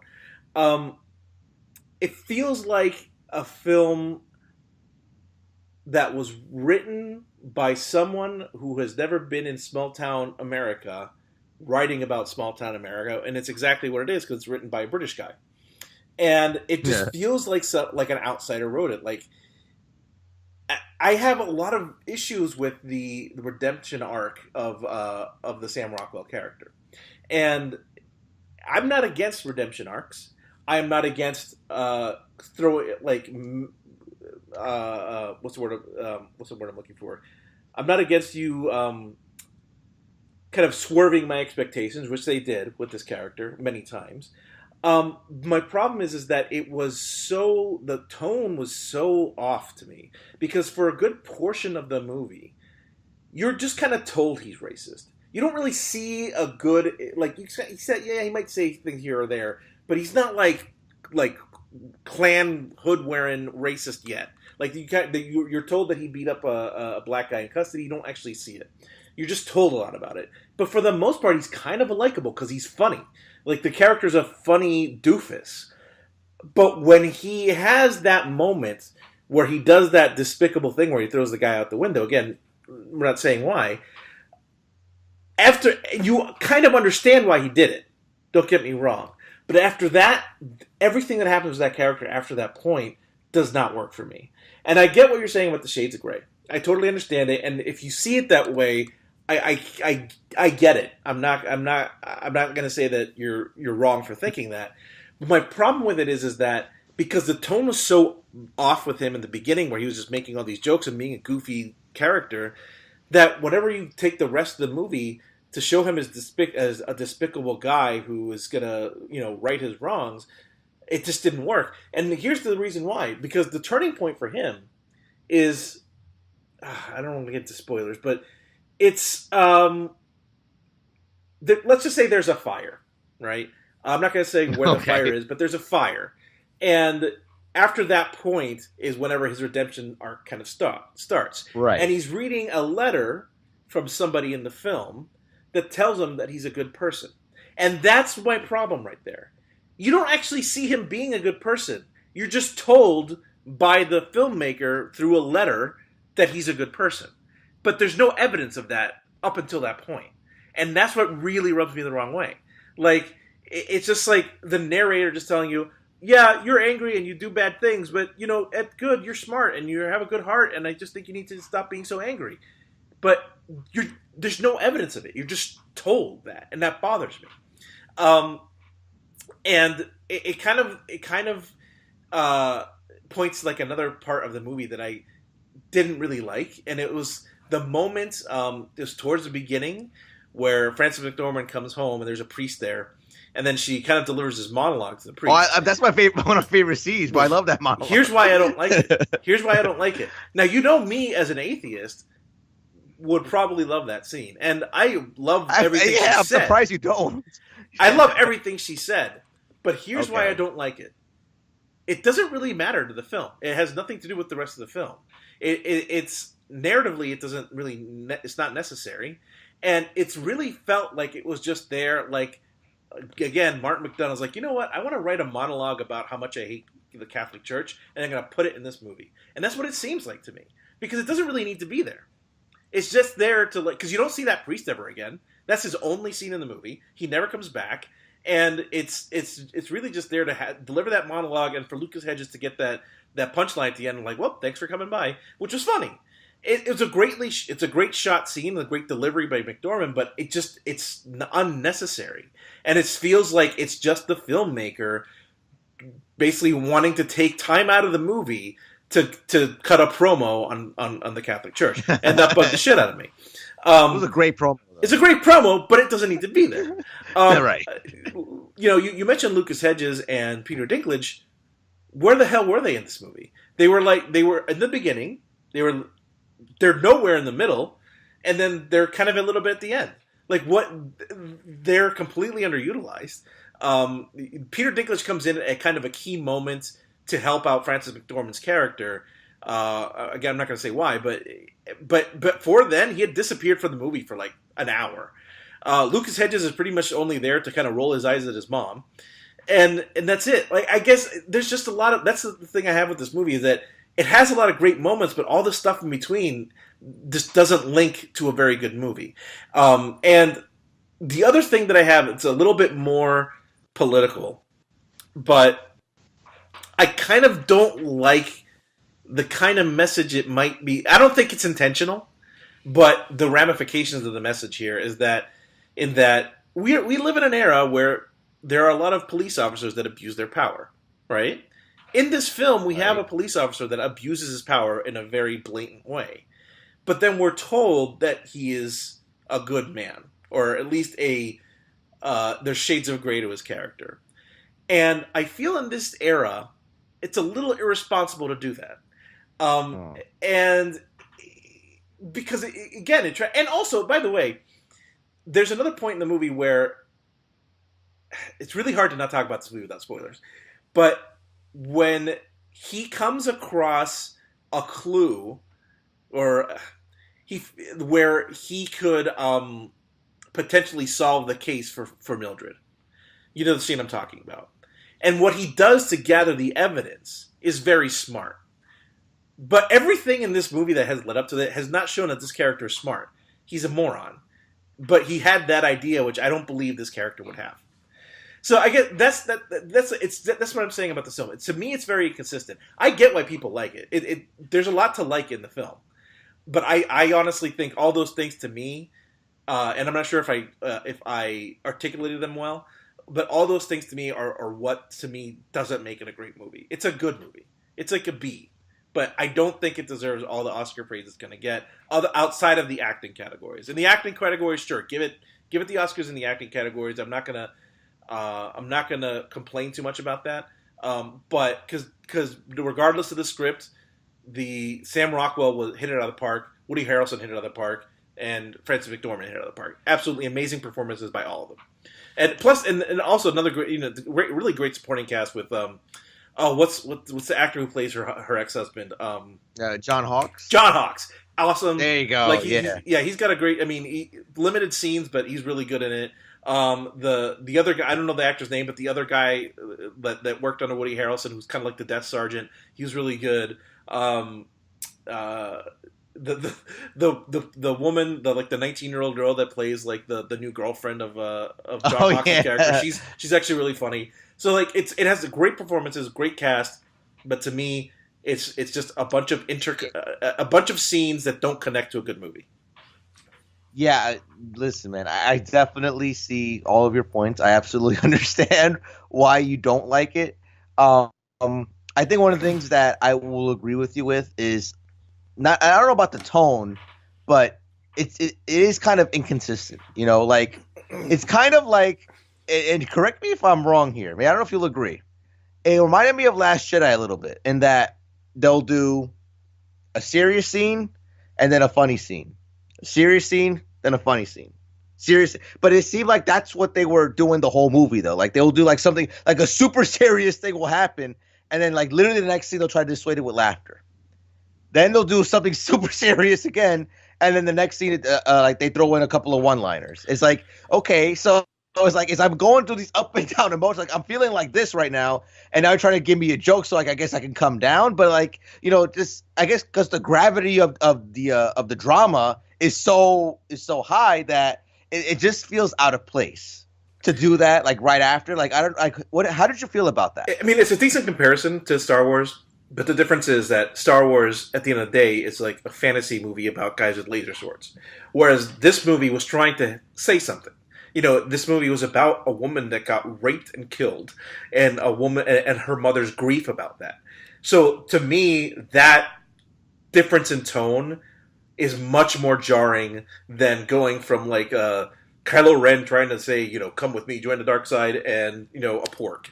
Right, like so. I agree with you that that's a decent comparison, but it's much more jarring in this film because the low is so low that when you have a goofy moment like that, it's like it just feels off. And those goofy moments, don't get me wrong, I laughed at them; they were funny. So did I. But it just it messed with the tone of the movie. And I've seen his work before. I've seen. In Bruges, and I've seen Seven Psychopaths, and that's kind of what he does. He takes like he does black comedies, but I feel like the comedy in this drama just did not work it worked in the moment, but it didn't work in service of the entire film. Right. So I do want to talk about just one spoiler though. I do want to get your opinion on this. So if you haven't seen the movie, I would click off here and probably come back in like 2 or 3 minutes to the show. So I'll give you a minute here. So I do want to ask you though, because I am curious your opinion, Adolfo. Do you think they went through with killing the guy? Because that's the big mystery at the end. That's where they leave you hanging, and that's what I talked about with Danny a lot. So do you think they went through with it? No, I don't. I don't think they did. I think that the way the movie sets up their characters to have like their arc by the end of the film, they basically think better of it. I think that they will impulsively still go to Idaho because that's kind of what in their nature. but they will ultimately not go through with it. Because whenever she's, since we're in spoiler territory, whenever she is attacking the police station with the Molotov cocktails, once she sees someone in there, she stops what she's doing. So it's kind of like when she sees that there are consequences to her actions, she does stop. So I kind of feel like they don't go through with it. I absolutely agree with you there. I feel that it's kind of like they've been kind of building up to that in their characters throughout the whole movie.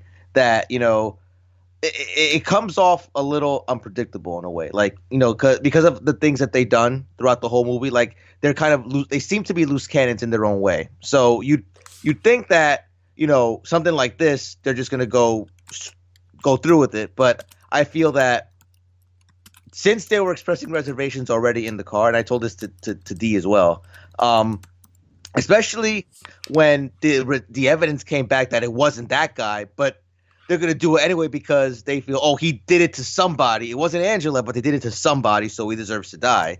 It's that vigilante justice type of shit. So, but they don't know for a fact. So he could have been just bullshitting the guy he was talking to. Like, we don't know. So they could very well be going to kill an innocent man.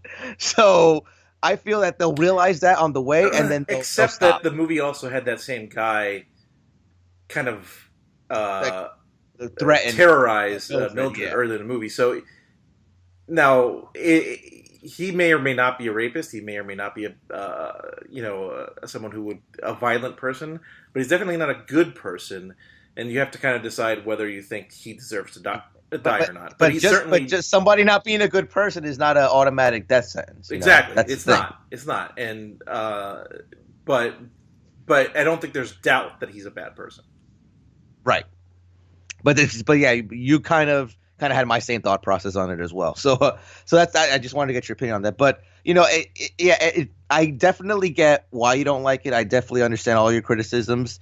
I still really, really enjoyed this movie. I loved most everything about it. I'm not gonna say it was a perfect movie, but I enjoyed pretty much 90% of this movie. Just everything from the structure to the acting to just kind of what the movie was trying to say in the end. So I'm still keeping it up there, number one. It might change after a second viewing at the marathon. It might change after a second viewing of something else at the marathon. Who knows? Maybe after I see Call Me by Your Name, I'm going to change my mind. But we'll see. So, but yeah, so definitely. I'm not wrong in assuming that you still want people to see this, though, right? You're not wrong in what? And assuming that you still want people to see this, you recommend? No, it should be seen. Like it's not horrible. It's not. I by no means think it's a bad movie. I just don't think it's as good as everyone thinks it is. Or that sounds condescending. I don't think it's as good as everyone says it is. To me, all those problems that I mentioned, and I hope I was I eloquently stated what I was saying. You were. I think you were. All those things that I mentioned were just too much to ignore for me to properly enjoy the film. But I did absolutely enjoy the performances in this film. That's the best thing of these movies. This movie is the performances. And as much as I love Sam Rockwell, and as much as I want him to get an Oscar, I almost think that Woody Harrelson's performance was better, because it was more understated, and it was less right. Yeah, it was just more understated. And it was less flashy. But I was certainly not going to be upset if Sam Rockwell wins. So yeah, people should see it and make the judgment for themselves. I am certainly never going to tell people to not go to a movie they want to see. That's up to it's always up to people to judge for themselves. I'm just telling you my experience with it, and I'm interested in other people's reaction. Absolutely. And I highly recommend it to everybody. Definitely try to check this out in the theater with an audience. I had a sold-out screening, and it helped with the mood because I felt this audience reacted appropriately to everything. And, they got, the gasps at the right moments and the laughter at the right moments. So definitely try to see it with a crowd. But if you can, definitely rental, definitely definitely check this out because no matter what, I feel it's. I mean, we both feel it's still worth seeing, even if it's just for the performances. Yes.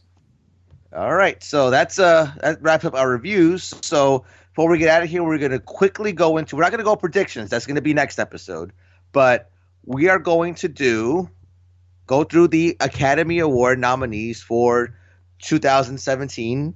Let's take a look here. We're going to start at the top. Best Picture, we're going to do Call Me By Your Name, Darkest Hour, Dunkirk, Get Out. Well done, Get Out. Very, very yeah. well I love that Get Out made it in. I was so happy to see that. Lady Bird, Phantom Thread, The Post, The Shape of Water, and 3 Billboards Outside Ebbing, Missouri. The two standouts for me that I don't feel deserve to be there, and I saw Phantom Thread, so I could say this. I don't feel Phantom Thread deserves to be there for Best Picture, and I haven't seen Darkest Hour yet, but I think you feel the same way that Darkest Hour. I don't know if you've seen it, but it felt like it should be there for acting, but for Best Picture, it just feels out of place. I feel like it took the Disaster Artist spot. That's probably what happened. The Darkest Hour, I've seen it. Yeah, it deserves its Gary Oldman award, and I love Gary Oldman, and he's long overdue for an Oscar. Although now he's starting to get some buzz about some past misdeeds, but we'll see how that turns. I'm not going to get into that on this show, but he's a fantastic actor and he did a great job in this role.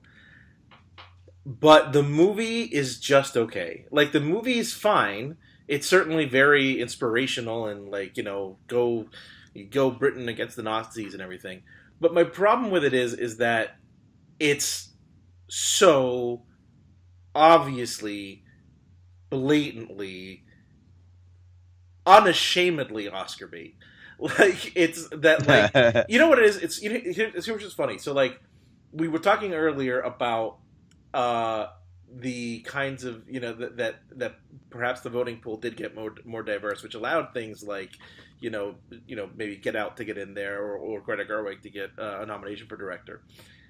But I feel like there's still enough old white establishment dudes that got Darkest Hour in there because it just feels like a movie that would have been nominated for Best Picture 20 years ago, right? It's not that great. It's okay. It's like a perfectly B+ movie. But it's not Best Picture material. And there's even one point in the movie, and I don't know if this is historical or not.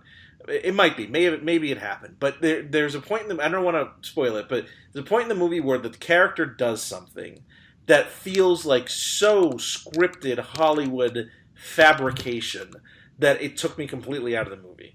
So, yeah, it's okay, but it doesn't deserve to be in the Best Picture race at all. I don't think. I think the only award it should have gotten is for acting. I think it's nominated for costume design and cinematography and some of those other ones. But yeah, no, I don't. That's a weird one. That's a weird one for me. I am happy about Get Out and Shape of Water, though. Very happy about those. Yeah, and I kind of have similar feelings about Phantom Thread. I mean, it is a good movie. I mean, I've talked to a few people who've seen it that they felt it was boring. I didn't feel that way. I was pretty much engaged the whole way. I really enjoyed the movie. I enjoyed the story. I mean, Daniel Day-Lewis. I mean, it's fucking Daniel Day-Lewis. He's fucking awesome in everything he does, and there was no surprise there. Honestly, but I feel it's more. I mean, I won't get into much of it because I do want you to see it, Adolfo, and then we can talk about it more. But I feel that it's, to me, and I said this to Joe. I said this is this year's Fences in the sense that it's an actor's showcase, and that's really all it is. The story is all right. The story, I don't want to say it's boring because it really wasn't, but it's not as engaging as people would think. Like the stories, I feel it's weird to say this. The story feels more like a framing device for the acting, so you can see these great performances by Daniel Day-Lewis, by freaking, what's her name? The one that got nominated for support, Leslie Manville. She was amazing here, so I feel like the story is secondary to just being able to see these professionals do their shit. And, so that's why, yeah, acting wise, absolutely give it all the nominations that you want. But Best Picture, not really. It was an all right film. I liked it, but it was all right. Kind of like how you feel about Darkest Hour. So, is it at least hopefully better we'll than? Talk about that later. Is it at least better than? What's that movie fucking called? Inherent Vice. I feel it is. Yeah, I liked it more than Inherent Vice. Fucking hated Inherent Vice. I like Paul Thomas Anderson. I think he's a very talented filmmaker. I mean, he made a masterpiece in There Will Be Blood, and Boogie Nights is an amazing film. I like The Master more than a lot of people like The Master. Punch Drunk Love. Yeah, I'm not a fan of that one. I think I said it on the show. You're not a fan of The Master. I like The Master. I love Punch Drunk Love. I think he's great. Love that movie. But Inherent Vice was fucking atrocious. I hated that movie. I could not stand that movie. I feel that way the way about Inherent Vice how some people feel about Mother. I just thought it was just a pretentious bullshit mess. That said, I still want to see it, especially because Daniel Day-Lewis publicly said it's his last movie, so we'll see. It looks interesting at least. So I wanted to see that. The other movie I haven't seen is The Post, which again looks. It looks Oscar baity, but it also looks pretty. It is. It looks pretty relevant to what's going on today in the news. Oh, so, do they hammer that point? So I mean, it does certainly check off some of the boxes of things that I'm going to enjoy. So there's a little bit of Adolfo bait in there as well. So I'm probably going to check that out on Phantom Thread. I'm going to try to check those out this week. Those are going to be the two I check out this week, I think, to kind of round out my best pictures. Any omissions that you're kind of, I mean, other than Disaster Artist, any ones that you're like, oh, they should have put that one in? Not really. I think everybody else deserved to be there. Although it would have been, I probably would have put The Big Sick there. I really love The Big Sick. But it would have been cool to see Wonder Woman there. But I knew that wasn't going to happen. I don't know why people were overhyping it, but I knew it would have been cool for that to happen. But I knew it wasn't going to. I think it actually had a decent shot at getting nominated because it was nominated for the Producers Guild award, and and they usually mirror like what the best pictures are. So I think here's the thing about Wonder Woman. Is it on the same level of quality as those other movies? No, it's not. However, it's not always about quality with those films. Sometimes It's about a reflection of the culture, right? And given that, I think that since we're in a time with this Me Too movement, we're in a time where we have the president that we have. We're in a time where a female director and a female star broke records with the film. I feel like that should put it in at the top 10, like in consideration. AFI considered it it's in the AFI's top 10 this year. And I think even though it's not on the same quality to kind of preserve, because the thing is about Oscar nominees is like even though they don't win, it's also kind of like a historical record. Like, oh, this movie was nominated that year on this, whatever. And it would be nice to have that recognition for that film to give it like a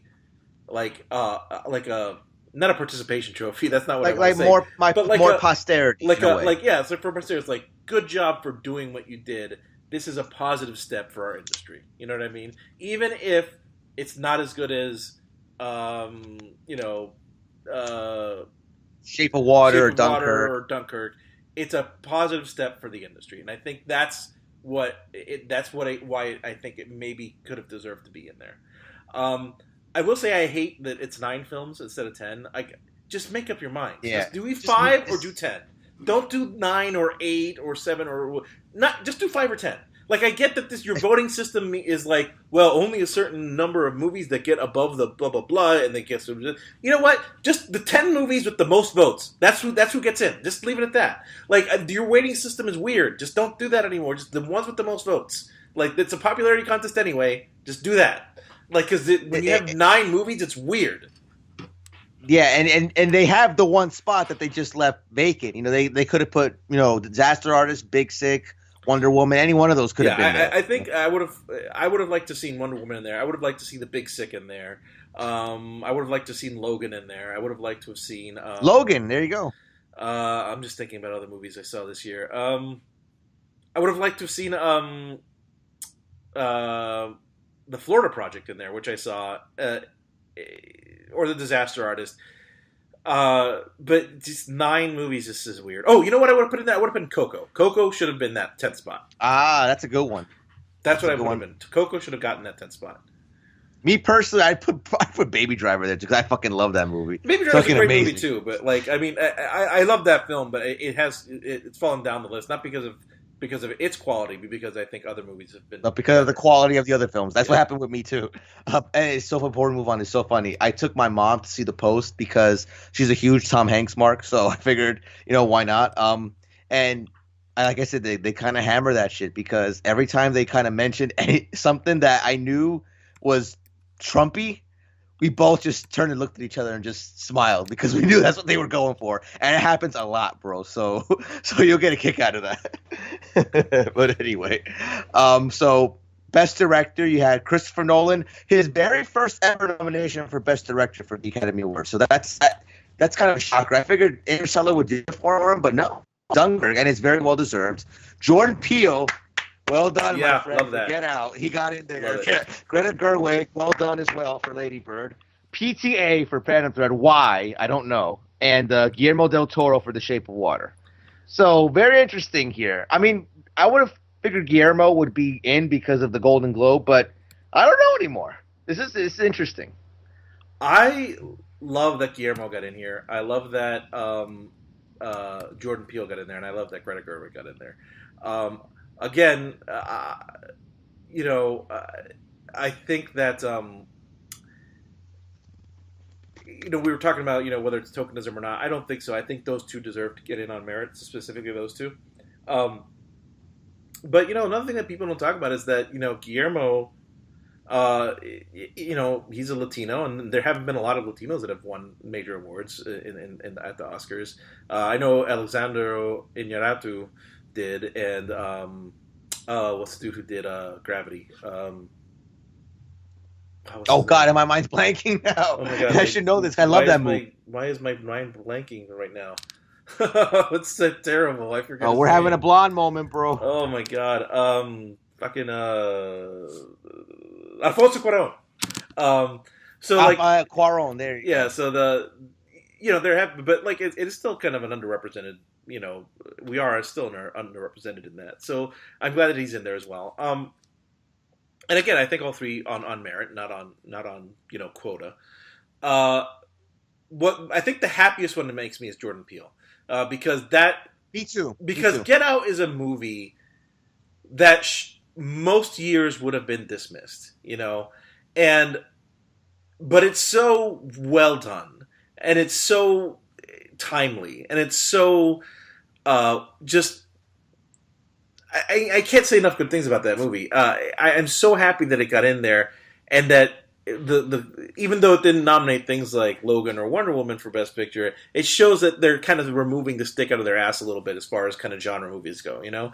So I do love that, and I love the tweet that Jordan Peele threw out there where he said, "What is the opposite of The Sunken Place?" which was very cool. Yeah. I'm very happy for Jordan Peele. I'm very happy for that film. I'm very happy for Daniel Kaluuya. We'll get to him in a second. But yeah, great. I'm thrilled with that. I think the amazing thing about Get Out's nomination, one of the amazing things, because just getting nominated is fucking awesome for them. But the fact that this movie came out, I believe, last year in February, and they didn't forget about it, because usually when it comes out, so whenever anything comes out that early, you can almost guarantee that they're going to forget about it by the time Oscar season comes. But they did, to their credit, and that's very, very that's very not like them. So I was very impressed. Yeah, I'm very pleased with that whole thing. So acting. So best actor, Timothy Chalamet for Call Me by Your Name, Daniel Day-Lewis in what's seemingly his swan song for Phantom Thread. I don't know who's gonna have more retirements this year, bro. Daniel Day-Lewis or Mark Calloway, but we'll find out soon enough. Daniel Kaluuya, I don't know if I said his name right, for Get Out, Gary Oldman for Darkest Hour, and Denzel Washington for Roman J. Israel, which I feel that he definitely took Franco's spot. Like that's not even. Absolutely, he took Franco's spot. I'm not even gonna. There's no denying that. You read my mind, right? You knew I was gonna say that. So. It's not an undeserved nomination, even though the film isn't great. He is very good in it. He does kind of rely on like some nervous tics that I feel that are a little like fake. But Denzel doesn't put in bad performances. He's always solid and he's always good. So it's not necessarily an undeserved nomination. I would have, if you're not going to give it to Franco, I would have put in Hugh Jackman for Logan, because that was one of the most amazing performances of the year. And I know it's a comic book movie and whatever, but that final shot of him is. I was deeply moved by that final shot of that movie. I'm gonna be a little bit of a contrarian here. I know that Timothy Chalamet is getting a lot of love for this role. I think he's just okay. I like the movie. Don't get me wrong. The movie's very good, but I don't think he's great in it. There's just nothing about his performance that stood out to me. I certainly believed his character. I certainly felt for his character. Certainly sympathized with his character. And maybe that's enough. Maybe that's what you're supposed. Like it's enough to get like. Maybe that's enough of the actor doing his job. But and I'm not saying that it has to be a showy performance, and this certainly isn't. I just don't. Honestly, I feel of the two actors in that film, between him and Armie Hammer deserved it more than he did, and he didn't get a nomination. Armie Hammer was excellent in this film, like absolutely fantastic in this film. So I'd like to hear your opinion whenever you actually see it. It's very good, but it's right. It's a little slow, and there are times where you're like, okay, let's maybe pick up the pace here. But it's still a very good movie. It's actually it's in my top 10. It's an excellent film. There is a moment at the end of the film. I'm not going to ruin it. I'm not going to spoil it for you. Where Michael Stuhlbarg is in this film as well, and he gives a speech at the end of this film for like 10 minutes, and it's like one of the unlike the one in Three Billboards by Frances McDormand to the Priest. This is like this speech is absolutely relevant to the film, and it is one of the most moving things I think I've ever heard. And it's like, oh my god. That was an amazing. Michael Stuhlbarg should have gotten nominated just for that speech. Honestly, it was fucking fantastic. He's kind of an MVP this year. Him in this movie and in Shape of Water, by the way. Yeah, definitely. But yeah, so Chalamet's good. He's fine. I don't think I'd give him an Oscar nomination or an award, because he's like 10 years old. Like he's got plenty of time to get there. Like I feel like you don't need to award him just yet. I will say this: his best piece of acting in the movie is in the final shot of the film, and I'm not going to ruin the final shot, but the final shot is really, really, it does stick with you, and he's the focal point of that shot, and it's a very kind of emotional thing. So I'll leave it at that. I'm not going to spoil it, but I'll leave it at that. Awesome. No, I can't wait to see that one, bro. Really. Best Actress, Sally Hawkins for Shape of Water, Frances McDormand for Three Billboards, Margot Robbie for I, Tonya, Saoirse Ronan for Lady Bird, and Meryl Streep for The Post. Meryl Streep. I saw your little rant on Facebook. Look, I love Meryl Streep. I do. She's fantastic, and I'm sure she's good in this movie. But enough is enough, man. Like, can we retire? Like, at a certain point, I feel like you should just be like, you're not eligible anymore, because we already know you're good. Like, just you are in the VIP club for eternity. Like, you don't need more on top of that. You're the greatest living actress there is. We don't need a trophy. A trophy's not going to help your career at this point. You know what I mean? Like, it's just another trophy to Meryl Streep, or another nomination for Meryl Streep, is just white noise. So it's like, why? But I mean, I just feel like it could have gone to somebody not necessarily more deserving, but certainly who could use the boost more. And I just don't feel like she needs the boost. That's it. I don't know who I would give it to. Maybe Jennifer Lawrence for Mother. I mean, but I know I'm one of the few champions of that movie. But still, it's kind of like, all right, it's like, you know what? Right now, I'm going to tell you what. I know one of the nominees for next year. I don't even know what the movies are. It's going to be Meryl Streep for something. Because every year, Meryl Streep. It's like they have a spot saved for her. Anyway. Meryl Streep for Man Getting Hit by Football. Exactly. I understood that reference. The conventional logic says that Frances McDormand will get this, but I really want Sally Hawkins to get this. She was so good in that movie, and she didn't. She didn't talk. Like, it was a silent performance, and it was so fucking good. I really want her to win. That's what I'm pulling for, but I know it's not going to happen. I love the little blurb it says here. It goes like, Meryl Streep with her 21st nomination broke her own record and is still the most nominated performer of all time. She broke her own record. I know, yeah. Fuck her for being talented, right? No, I mean, don't get me wrong, people. I love Meryl Streep. I'm not. It's just, it's boring at this point that she's so. Like, I'm sick of seeing how talented she is. Like, enough. Let's give it to somebody else. Let's get some of the young, hungry lines that they're getting a push instead of the old dinosaurs. That's the thing. It's like an Oscar can like boost an Oscar nomination can boost a career, and her career is it's set. It's a Hall of Fame career. Like, it's like giving the. You know what it's like? It's like if Bruno Sammartino came back and you gave him the championship. It's like he doesn't need it. He's already a legend. Like, you know what I mean? Like, well, there's no point to it. Anyway. I'm gonna say, bro. I'm gonna say, like, instead of pushing Hulk Hogan, you push fucking AJ Styles.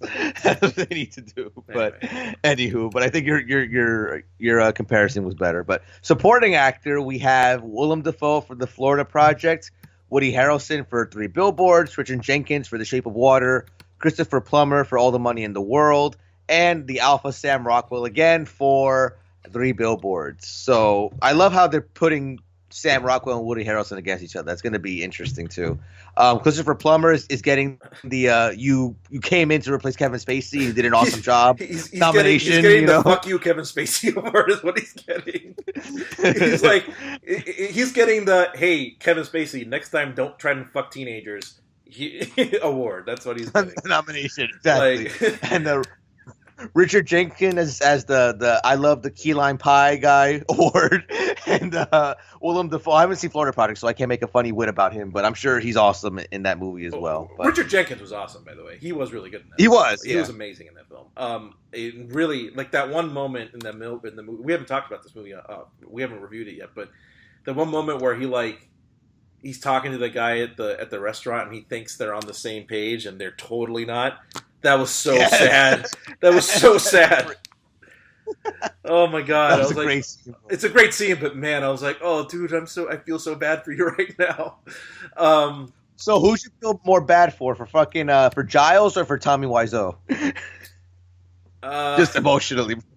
I don't know. Probably Giles because Tommy Wiseau, like, in the film, we got a redemption, so. That's true. That's very true. Let's see. Who are the other nominees there? We talked about Sam Rockwell, Woody, Sam, Willem Dafoe. I saw The Florida Project just the other day, and let me tell you, if you watch it, you're probably not going to have the same reaction that I have, because I'm not sure how much you know about the movie, but it's basically it's about these. What they call the invisible homeless or the hidden homeless, where it's basically people who basically live in motels because they have nowhere else to live. They pay they pay their rent week by week at hotels. It's right outside of Disney World in Florida, and it's like these really cheesy, like, tacky motels that are like bright pink and bright purple and stuff. And it's mostly about these 2 little girls who are like living this life. And it is, as a parent, the most fucking stressful thing that you could possibly watch, because every scene you're like, oh my God, who is going to take care of this little girl? She's about to do something incredibly dangerous. Please don't do that.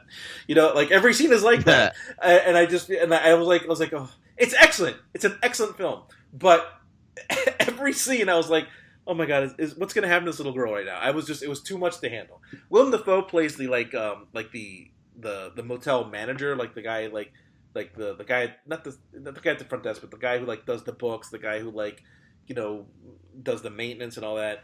And it's not your typical Willem Dafoe performance.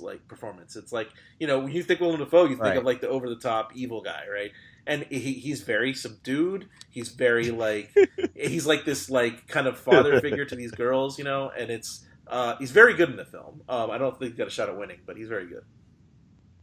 Remember your little accident in the laboratory? That's one of my favorite things he's ever done, bro. When he was talking to himself in the mirror. Back to formula. First, we attack his heart. Or whenever Aunt May's doing the Lord's Prayer, and he's like, "Finish it, finish it." I know people think that movie's bad, but I love his performance in that movie. He's awesome. I love because he's like he's having a lot of fun in that role, and he's exactly, and you can tell he is. I love him in that movie. Best Supporting Actress: Mary J. Blige for Mudbound, Allison Janney for I, Tonya, Leslie Manville for Phantom Thread, very well deserved, great performance. Laurie Metcalf for Lady Bird, and Octavia Spencer for The Shape of Water. So this is a very interesting round of nominees as well. But it seems like Allison Janney has this in the bag already. Yeah, Allison Janney has the momentum. I think that's who's winning, and good for her. She's like, and I heard someone call her, and this is like probably the most apt description I think I've ever heard of like of someone. I was like, oh my God, that she totally is. She is the female J.K. Simmons in that. She is like every movie she's in, she just elevates it, and like she's never the star, but she's always like the person that totally elevates the material. And she was phenomenal in that movie. So if they gave her the award, I'm not going to complain. The only other one I would give it to is Laurie Metcalf, who was awesome in Lady Bird as well. Awesome. Yeah. She's fantastic in Lady Bird. Octavia Spencer, I really like Octavia Spencer, but I don't think this performance was that like Oscar worthy.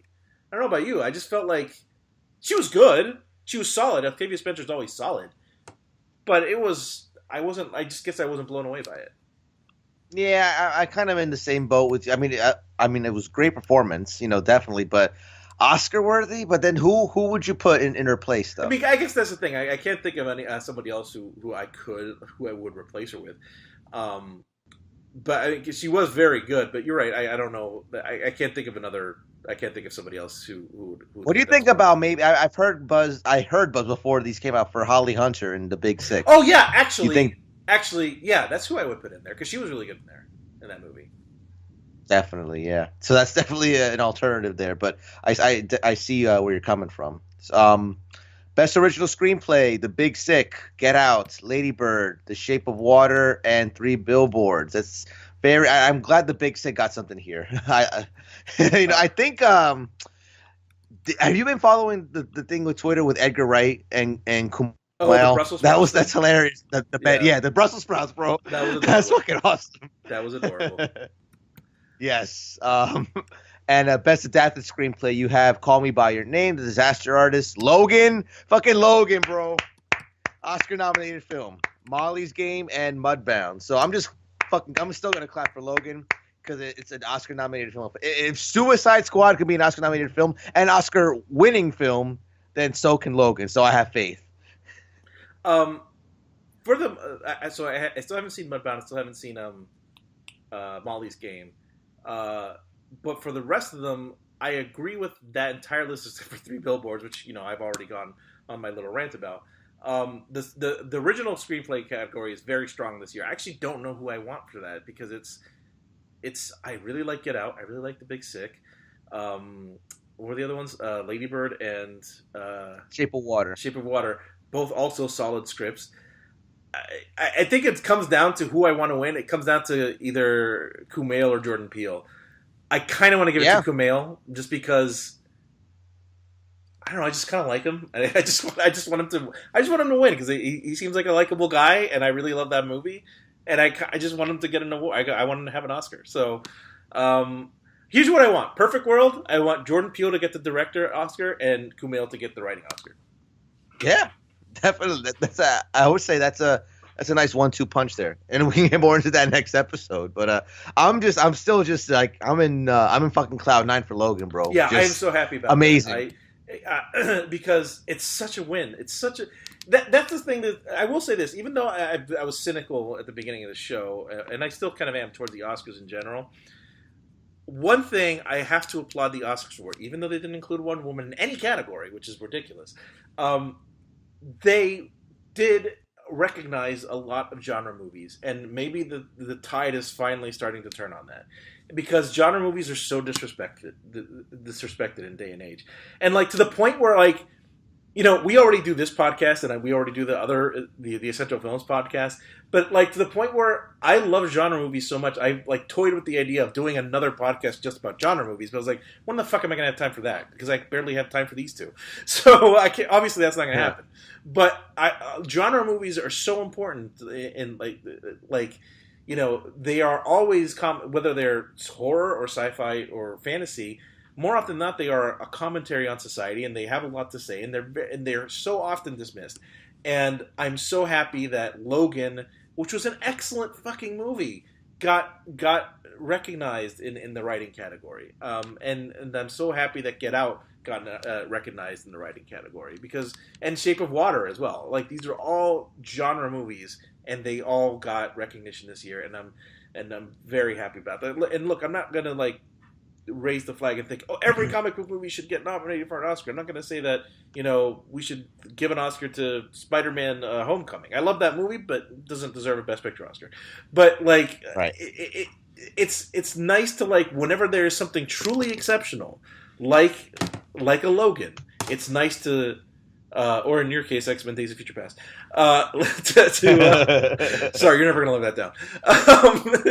It's nice to recognize it. So that's just my take on it.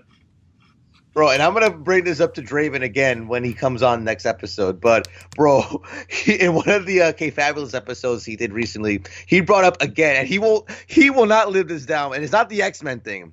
He will not live down the fact that for 1 month, I think like 5 years ago, I picked Zoe Saldana as Super Chick of the Month, and he had a hard time accepting that, bro, because he brought it up again. He goes like, this is the same guy who picks the green chick from Guardians as Super Chick of the Month. And he had such a problem with that, and he will not let me forget it. So he tried to bury me on the show, but it's like, she's fucking gorgeous, bro. Like, how could you not? I don't know what his problem is with her. That's not here nor there, bro. But we'll get to that next episode. But I do want to. She's pretty. I don't know.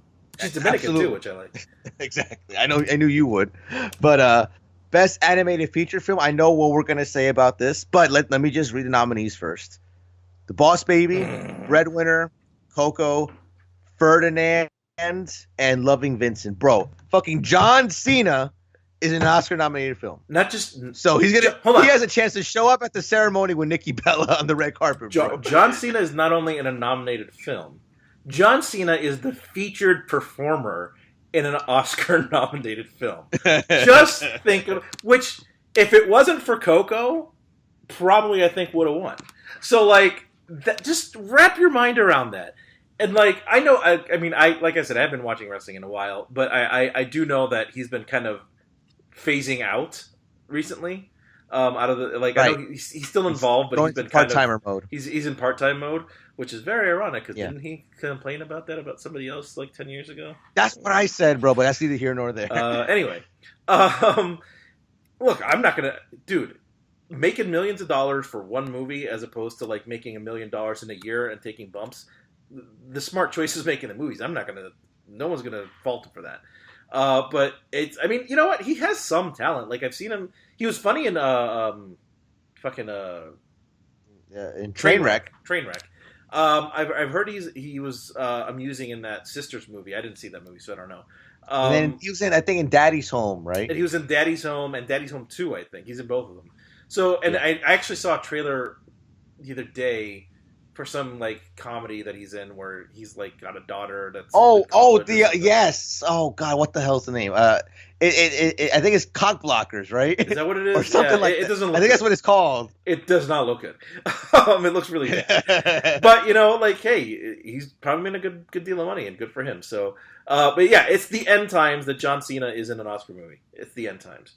I know, right? That said, I probably went to Dwayne. Too. That said, I have heard the movie's very good. Yeah, so we'll probably see him run into Dwayne, and we'll see what happens there. But yeah, but I'm gonna. Oh, but I saw Boss Baby on Netflix. Ugh, it's not that great. I don't know why it's here, but whatever. Whatever, bro. Why do we put Boss Baby in when you have a perfectly good Lego Batman movie just sitting there? For the second time in a row, Lego got fucking blocked by an inferior movie, man. What's up with that? No pun intended, by the way, that it got blocked. So, actually, anyway. I didn't think of that. I should have like totally owned that and made it seem like I meant to do that. Exactly. But no, it sucks. Like Lego Batman was so good, and it was. So here's the thing. And I actually did You got that right, Padre. So here's the thing. I actually did a podcast about these nominations recently, just like by myself, and and I said that there, and I'll say it here. Each category is nominated by people from that branch. So the animation category, the only people that picked those nominees were people who were animators, people who are in the animation division of the Academy. So maybe there's something in Boss Baby from an animation perspective that's more impressive to animators than Lego Batman. I don't know. Like all I know is from a film perspective, from an overall quality perspective. Lego Batman was very good. I haven't seen Boss Baby, but it looked very, very bad. It's on Netflix. If you find yourself so inclined, even to show it to your daughter, it's on Netflix. So you just stream that shit. Anywho, I'm not gonna read through like the foreign language documentaries, animated shorts, live action shorts. But did you recognize any of those nominees? Because I didn't. So no. You know what I'm actually surprised in is that In a Heartbeat didn't get a nomination. Because like it was so viral this year, and it didn't get one. Yeah, that's interesting. I have heard of that one, but like all these ones that got nominated, like I don't know any of them. That's why I'm not even gonna bother reading them. We can go through that later. The thing is with these, anyway. I've watched I actually enjoyed the short films. I've seen them before. Like there was one year that I managed to like watch like all 5 of the live action ones, and they're always very good. But it's just they take the least priority out of all the other categories. So and they're also the hardest to find. So which honestly in this day and age is kind of inexcusable, because you can do like if you're a tiny film, especially a short film, there's no reason why you can't throw that shit up on iTunes as soon as like you're done touring the festival circuit. You know what I mean? Right. Like why? Whatever. Why is it so hard to see you? Yeah, essentially, like, I want to watch you. Make it easy for me to watch you. Yeah, exactly. So into Best Original Score, we have Dunkirk for Hans Zimmer, Phantom Thread, Johnny Greenwood, Shape of Water. I'll say Alexandra Desplat. I hope that we said that correctly. Desplat. Star Wars: The Last Jedi. Our boy Johnny Williams is up there, and then 3 billboards. And 3 billboards for Carter Burwell. So I was happy to see Johnny Williams up there. And Hans Zimmer, of course. Hans Zimmer is awesome. So it's an interesting list as well. I would give it to Dunkirk because the music plays such an important part in that movie. Yes. The whole sound design of that film. And spoiler alert, I think that both the sound awards are going to Dunkirk too. I said that. As soon as they were nominated, I said Dunkirk's getting both of them. Bro. Yeah, absolutely. Like, it was, I mean, the entire sound design of that film is amazing. So I think it should go to Dunkirk. I guess I like Star Wars. I mean, but like, I don't know if we need another Star Wars movie getting an Oscar. Like it's fine. Here's what's weird. I said this to D. I think I might have said it too when we did the review last week or last episode, I should say. I thought the Force Awakens score was better in the Last Jedi. When I do too, because the thing is, I can't remember. I can't even think of what like something notable from the Last Jedi score. I think that's what it is. It's like it was good. I mean, sure, it was good, but I can't think of it. Like I can remember things from A New Hope. I can remember things from Empire. I can remember songs from the score from Jedi. They're all similar but different. Even the prequels, I can the Duel of Fates. There's and in Revenge of the Sith, there's the Anakin versus Battle of the Heroes, and then Attack of the Clones has Across the Stars, and then The Force Awakens has Rey's theme. Yep. But I can't think of something notable from the Last Jedi score. I really can't. That's interesting that that's up there for that reason, in my opinion. But and I like Last Jedi. I'm a defender of the Last Jedi, and you are a defender of the Last Jedi. But I would not put it. I would not give it. I would not have nominated for best score. Snoke did the J.O.B. What's that? Snoke did the J.O.B. Good. He sucks. This shitty character, people. Deal with it. Shitty character. Best original song: Mighty River from Mudbound, Mystery of Love from Call Me by Your Name, Remember Me from Coco, Stand Up for Something from Marshall. I don't know what the hell that is. Yeah, and This Is Me from The Greatest Showman. Yeah. So I already said my piece on this. So Coco or Greatest? Yeah, we've talked about this. No more needs to be said. Yeah. Sound editing. Baby Driver, Blade Runner 2049, Dunkirk, The Shape of Water, and Star Wars: The Last Jedi. Best sound mixing: Baby Driver, Blade Runner 2049, Dunkirk, Shape of Water. It's the exact same movies in both categories. Exactly. So, like we both already said, as soon as I heard Dunkirk, absolutely. Like it's such a pivotal aspect to that movie. It's such a visual and I forgot. I don't know how it's visually and audibly important. It's a visual and audible film, and it's kind of weird for me to say that, but it's what it is, because the way the narrative is structured, like we talked about, I think when we reviewed it, I think we reviewed it, I can't remember, but it's just an assault on the senses, and in a good way, and that's what I loved about it the most. But I mean, that we'll save that for another time. But best production design, you have Beauty and the Beast, Blade Runner 2049, Darkest Hour, Dunkirk, and The Shape of Water.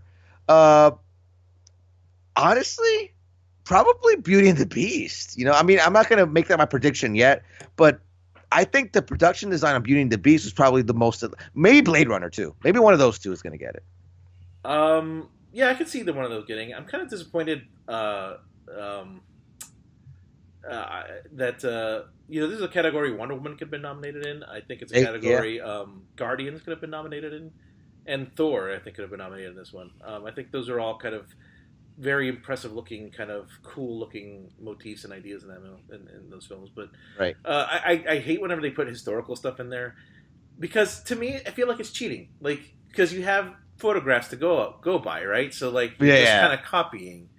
I don't know. Somebody out there who knows a lot about production design is like, you fucking idiot. But to me as a layman, it just seems a little bit like, well, you're not really designing anything. You're just replicating a photograph. I don't know. It's just me. Oh, well, as soon as this next category was announced, I said my pick already. Best cinematography: Blade Runner 2049, Darkest Hour, Dunkirk, Mudbound, and Shape of Water. Absolutely, I think Blade Runner 2049 gets this. Come on, second place would be Dunkirk. Give it to fucking Deakins already, man. It's nomination 14 already. Can we give it the man get an Oscar? Come on. And Blade Runner 2049 is a flawed film. I think we both talked about that, but that movie was fucking beautiful. So gorgeous. Absolutely. Give him an Oscar already. Let's see. Best makeup and hairstyling: Darkest Hour, Victoria and Abdul, and Wonder. Probably Darkest Hour. Or actually, well, I don't think it matters really, but Victoria and Abdul or Darkest Hour, I can see getting this, but maybe with those types of categories, they like to reward the historical ones, so that's why I feel those two will probably get it. Why you remind me? Suicide Squad, buddy. I'm trying to forget that, bro. Yeah, it's funny because they went the opposite this year. Last year they had fantasy genre stuff, and this year is two historical pieces and one I guess it's that kid with the face. I don't know. I haven't seen Wonder. I don't really know anything about it. I know there's a kid with the deformity on his face or something. He's got a facial. I'm not trying to be insensitive. I don't know. Facial deficiency. Let's just leave it at that. I don't know if it's a true story, so I don't want to like be a dick about it. I'm just saying his face is not. His face is different. Let's click on this. It's based on a novel. It's on a novel. So I mean, but even then, like you could be an asshole. I don't want to be an asshole just in case. Like I don't want to offend somebody. So he's got something not quite. What's wrong with your face? Yeah. As our boy from Red Letter Media would say. But I will say this: out of those three, I think it's Darkest Hour that should get it because he did transform into Winston Churchill. But again, it's one of those situations where like Guardians could have been in here.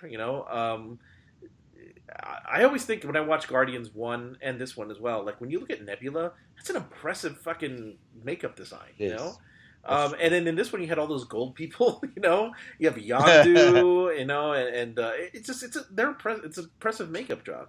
Also, I don't know where else I was going to go with that. Never mind. I'll shut up now. Moving on then. Best costume design: Beauty and the Beast, Darkest Hour, Phantom Thread, The Shape of Water, and Victoria and Abdul. Me personally, I think Phantom Thread's going to get this just because it's about costumes. It's about design. It's about costumes. Exactly. That's a no-brainer, and especially when you see a lot of the dresses in that movie, a lot of the suits that our boy Daniel Day-Lewis makes in that movie, bro. It's Phantom Thread. I called it as soon as they said the category. I was like, Phantom Thread's going to be there and it's going to win. So, I called this one too. Best film editing: Dunkirk. It has to be. Baby Driver, Dunkirk, I, Tonya, The Shape of Water, and 3 Billboards. Dunkirk, man. Like, come on. Like, that's an easy one, too. Yeah. I would give it to Dunkirk. And then here's the one that we like to talk about the most because this is the one where all of our mainstream films have a shot of getting an Oscar here. Best visual effects. You have Blade Runner 2049, Guardians of the Galaxy Volume 2, Kong Skull Island, Star Wars The Last Jedi, and War for the Planet of the Apes. I guess Blade Runner. Has to be, right? I think it's going to go to Blade Runner. Did I tell you I saw War for the Planet of the Apes? You didn't? I think last episode we talked about it. Yeah, I thought it was boring. I didn't like it. I was bored out of my mind with that movie. I mean, it's impressive to look at. So, I mean, I guess if there's a spot there. I don't know. I'm so cold on that movie. I didn't really care for seeing it nominated.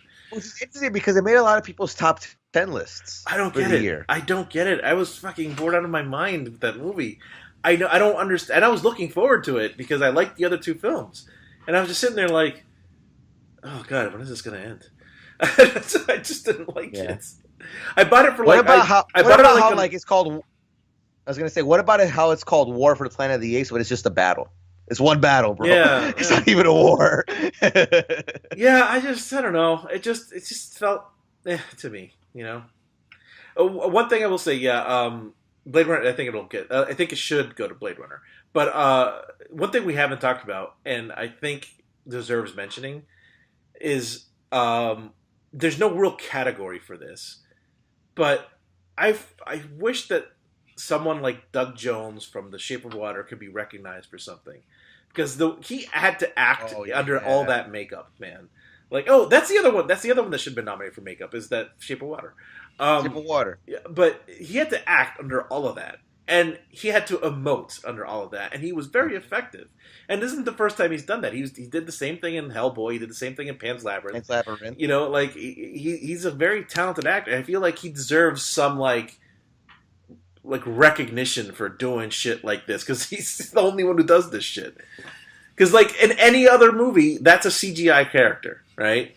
But they built this guy a suit that he had to be in, and just because his body is just kind of is just thin enough to pull this off, like, and he was very like, I was moved by that character that didn't speak and was like a rubber monster, so anyway. Oh, I mean, and you're absolutely right there. I mean, the perfect category would have been makeup and hairstyling, but you know what?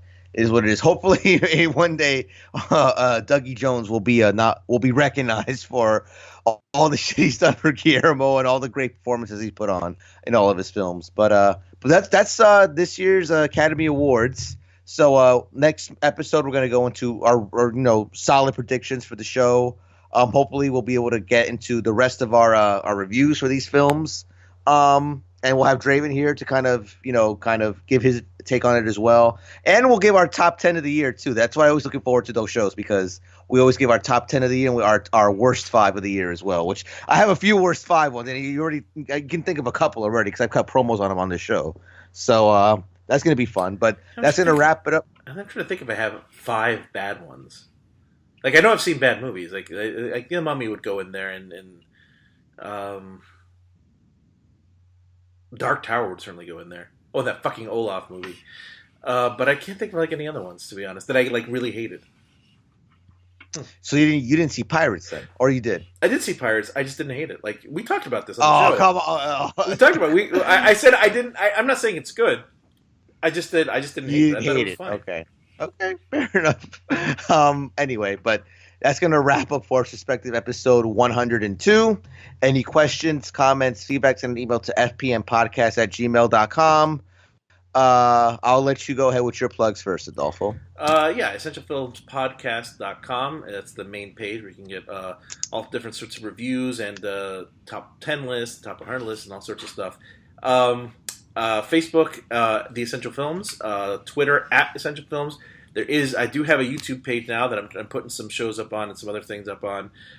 Very pathetic view counts right now, so please head on over and watch some of my stuff.